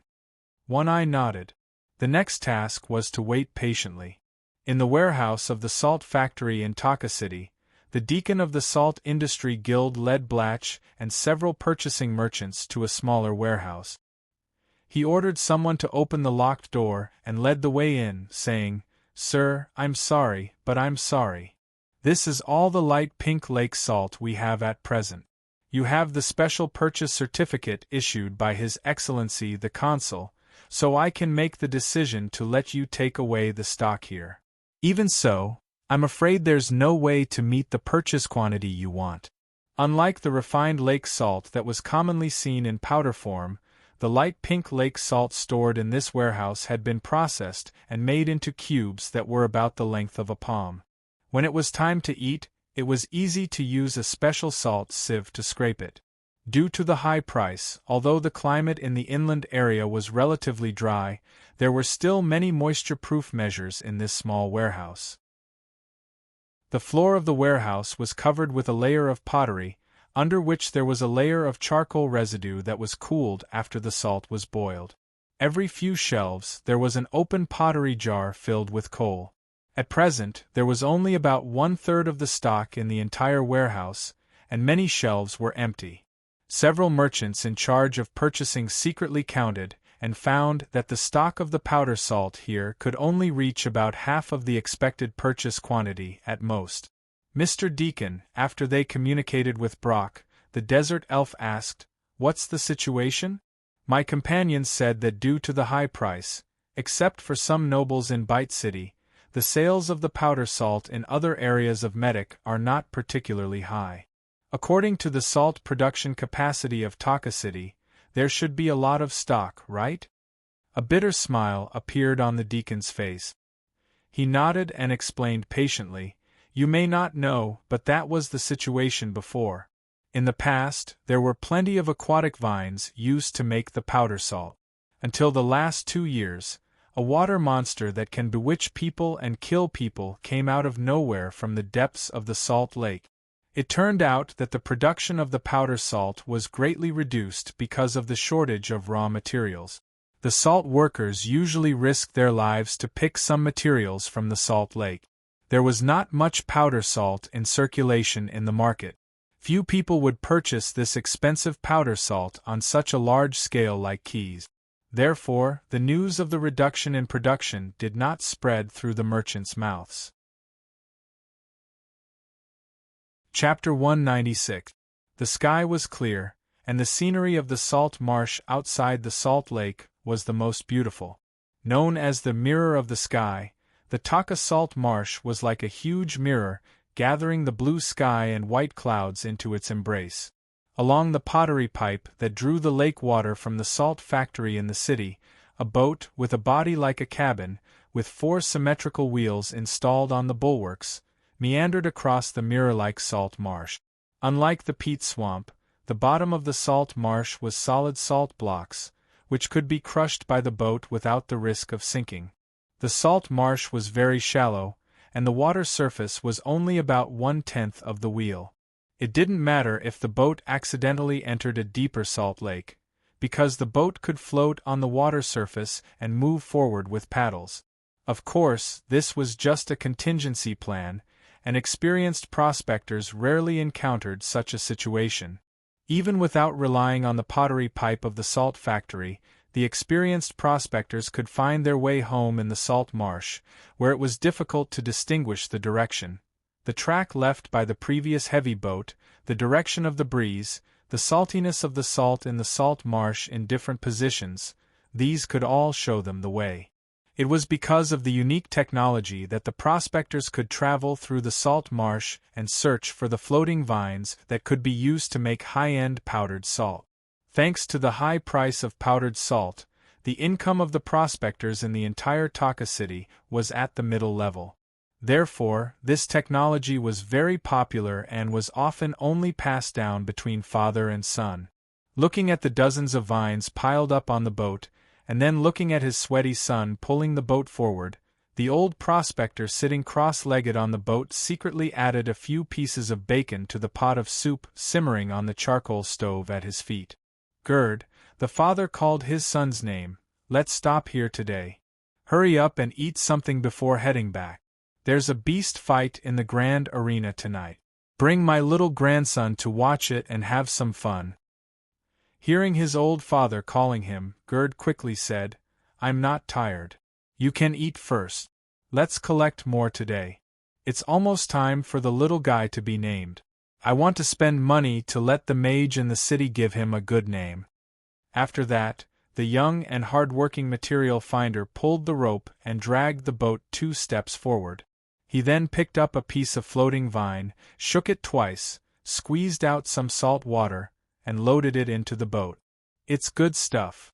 Gerd wiped the salt water off his gloves with a rag. "There are some rushes on the pond. They must have drifted here from the depths of the salt lake. The quality of the vines is also not bad, probably worth half a copper deben." His father scooped a bowl of broth for him, but his eyes were looking in the direction of the salt lake. The wind is blowing. The old prospector narrowed his eyes and stared at the low-hanging clouds floating in the sky like a large morning veil. After drinking this bowl of broth, let's turn around and go home. Ged still wanted to argue, but when he saw the serious expression on his father's face, he immediately nodded to show his obedience. The old prospector fumbled about in the cabin of the boat, and soon made a simple boom out of 2 sticks and a piece of canvas. At this time, Gerd had finished drinking the broth. After he put away the bowl, he wanted to extinguish the fire in the small charcoal stove. "Don't extinguish the fire," his father, who was setting up the boom on the boat, said without looking back. "It might be troublesome to ignite the fire when we need it later." Not long after the father and son turned around, the breeze from the Salt Lake to Taka City turned into a strong wind, and the clouds in the sky turned leaden. Rustling noises could be heard from the sails on the boat. Waves of wind carried the lake water and slapped against the boat's belly. "Quickly get on the boat." Seeing the water level of the salt marsh began to rise, the old prospector immediately reminded Gerd, "Use the pole first. If the water level rises again, change to the oars. Pay attention to the direction of the sail. Put in more effort and we'll be safe when we get back to the breakwater." The so-called breakwater referred to a large section of half-moon-shaped embankment built on the edge of the salt marsh south of Taka City and reinforced by the magic of the garrison mages every year. In the earliest days, the breakwater was to prevent the Salt Lake water from pouring into Taka City when it rose. But later, this building also had the function of defending against the invasion of some monsters. With the joint efforts of the strong wind and Gerd, the boat moved forward like a shooting star. In order to make better use of the wind, the old prospector controlled the sails while calling his son to let the boat, which had already floated up, move in a zigzag pattern. The pottery pipe, which was originally used as a reference object, had sunk into the water. Fortunately, the prospector and his son were skilled. The small salt dome that was dug out by the predecessors and piled up could also be used to calibrate the course. At this speed, the old prospector licked his right index finger and raised it vertically above his forehead. The salty wind with the smell of the salt lake blew through his wet finger, bringing a chilly feeling. This was one of his techniques to feel the wind. At most in half an hourglass, Gerd's sudden roar interrupted his father's words. "There are monsters following us." The prospector's son stood at the stern of the boat and struggled to hold a long pole, as if he wanted to throw the fear far behind him. "Put in more effort. Give me some time to prepare." After that, the old prospector decisively cut a few pieces of cloth from the corner of the sail with his dagger. Then, he pulled out a lot of slightly dry vines from the cargo loaded on the boat. He used the broken canvas strips to tie the vines into palm-sized rattan balls. Finally, he found a waterskin and a lot of red willow skewers used for barbecuing from the emergency toolbox in the boat. He stretched his hands out of the boat and carefully smeared the black oil in the waterskin on the surface of the rattan balls on the red willow skewers. A little black oil dripped from the rattan balls on the red willow skewers. The old prospector held the rattan balls in his hand, as if he was holding a barbecued meat skewer. He found a thick piece of rattan and inserted the meat skewers into the rattan balls one by one before putting them aside properly. The old prospector firmly tied the dagger in his hand to another long pole with a beast's tendon rope and made it into a spear. "Let me hold the boat for a while."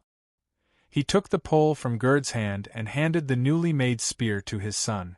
"Quickly rest your arms for a while and recall how I taught you to use a spear." Gerd looked at the monsters that were following the father and son 100 steps away from them. They were some of the scavengers who had been captured by the more terrifying monsters that had appeared in the depths of the Salt Lake in recent years and transformed into aquatic zombies. He would rather die than become such a disgusting existence. "Okay, father. Today, I still have to take your little grandson to the grand arena to check the watch. Gerd said calmly. We have weapons in our hands, and those monsters are afraid of fire. Gerd held the spear with one hand and bent his other arm in an arc to relax his previously tense muscles. He alternately used this method to relax his arms. Perhaps he was encouraged by his son's words, or perhaps it was because he missed his only grandson. The old prospector's grim face relaxed a little. However, the veins on his arm that was holding the boat were bulging. Facing the salty lake breeze, he began to sing the ancient song of the salt workers. Chapter 197. And then, the desert elf continued to ask, the wounds on your body do not look like they were caused by the bites and scratches of the aquatic zombies. Gerd was stunned, as if he had not recovered from the great horror that had engulfed Taka City. His voice was like a boat moving forward on the salt marsh. My father and I used spears and flames to completely kill and incinerate a living corpse. After we were busy for half a day, we were on our way back to Taka City. There was no loss of people or goods. My father was still thinking about going home early so that he could bring his grandson to the grand arena to watch the Battle of the Beast. Then, the strong prospector's voice was a little sobbing. It was the vine monsters, the saltwater colloid monsters, and the monster fish that commanded them. My father, children, wife, and most of the people near the salt factory were slaughtered by them. Only a few people, like me, managed to escape. After Gerd finished speaking, he began to cry. Brock patted the young man on the shoulder and stood in the temporary factory set up by the hired guards at the corner of the street. He frowned and stared at the defensive position set up by the garrison mages and city guards in the distance to compete with the monsters for Taka City. Since yesterday afternoon, a large wave of monsters had suddenly formed in the salt lake outside the city and rushed directly into Taka City. The area around the salt factory in the city was quickly conquered. Except for a few people who fled into the salt factory surrounded by high walls and protected by guards, or fled to other areas of the city, most of the citizens living there were slaughtered. Captain, the member of the diplomatic group who was responsible for recruiting mercenaries. He used to be a reputable caravan guard in Nome, so he spoke in a simple but slightly vulgar manner. The group of little bastards were looking for are going to buy some things. They said that swords and arrows are not as effective as burning coal and black oil against the monsters that crawl out of the lake. Brock nodded. Ask them to send a few people to go and come back quickly.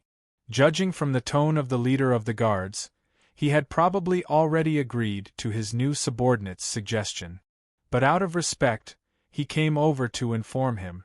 The desert elves did not have any objections to this, but they vaguely reminded him not to let go of too many people. At this time, Taka City was in chaos, and the threshold of the Mercenary Association had been trampled by merchants who paid for protection. It was inevitable that some people would pay a high price to poach the guards hired by the diplomatic corps to increase their own manpower. Don't worry, Captain. The captain of the escort replied, trying not to let his emotions affect his tone. You don't know, but the mercenary guild in Taka City is too formal. I took a look and I knew that those bastards are good at using swords. They even signed an agreement with the guild. Mercenaries who betray their employers and lose their credibility can't get any business in Taka City. Just as the two of them were talking, a melodious song came from the street outside. After hearing the familiar song, Getter, who was still depressed in the long rafter hall of the Salt Guild, suddenly perked up. The young and strong prospector grabbed his father's self-made spear and dusted the salt crystals on his clothes that he had not changed overnight. He walked to the unsealed window on the second floor and jumped out.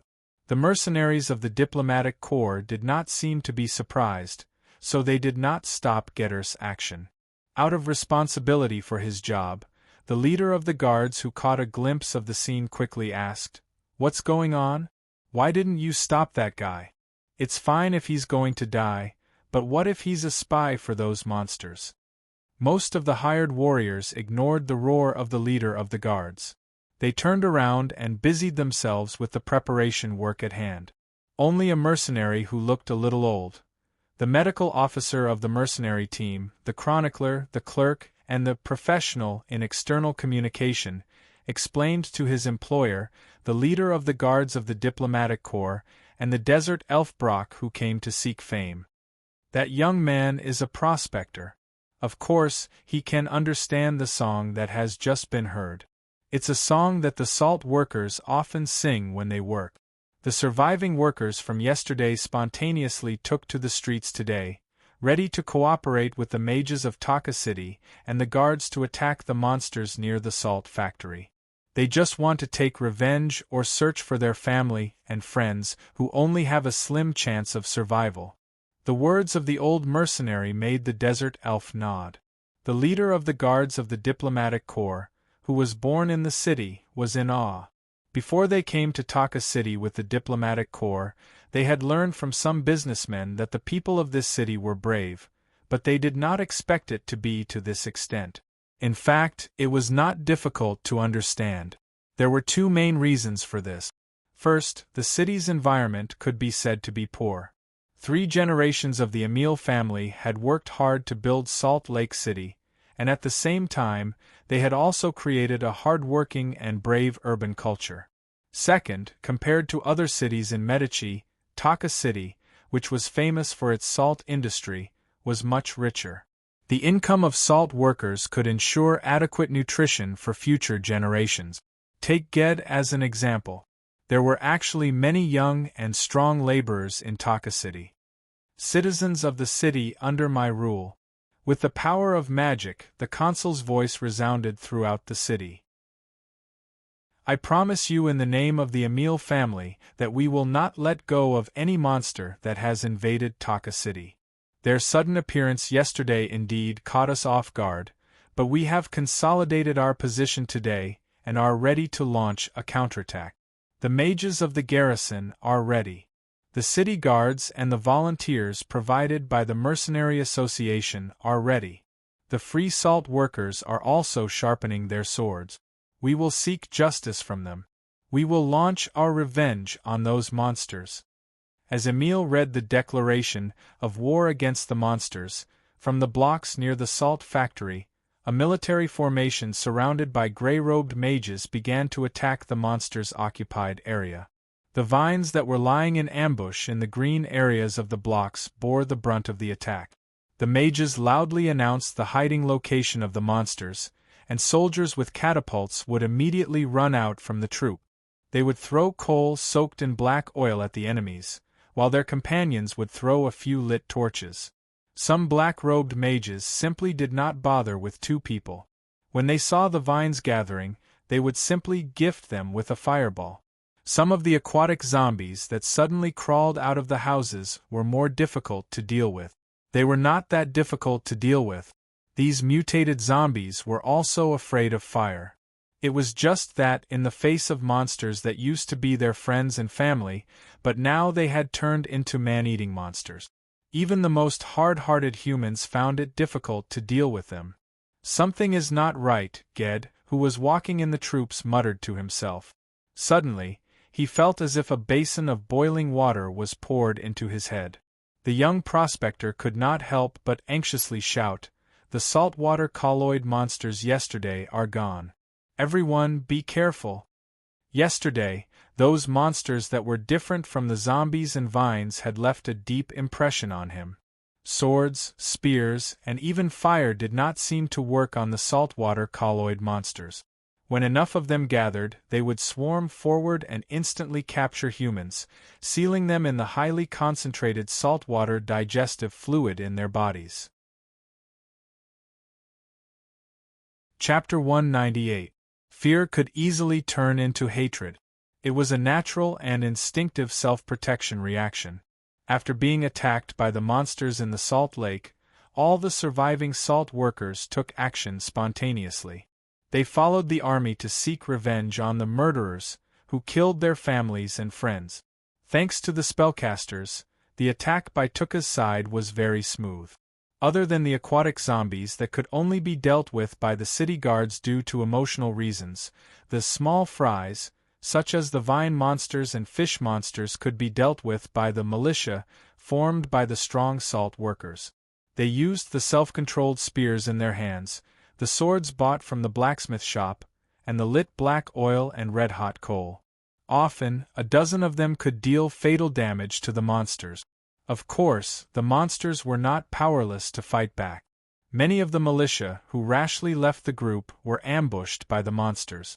In fact, both the vine monsters and the fish monsters were too dangerous for ordinary humans.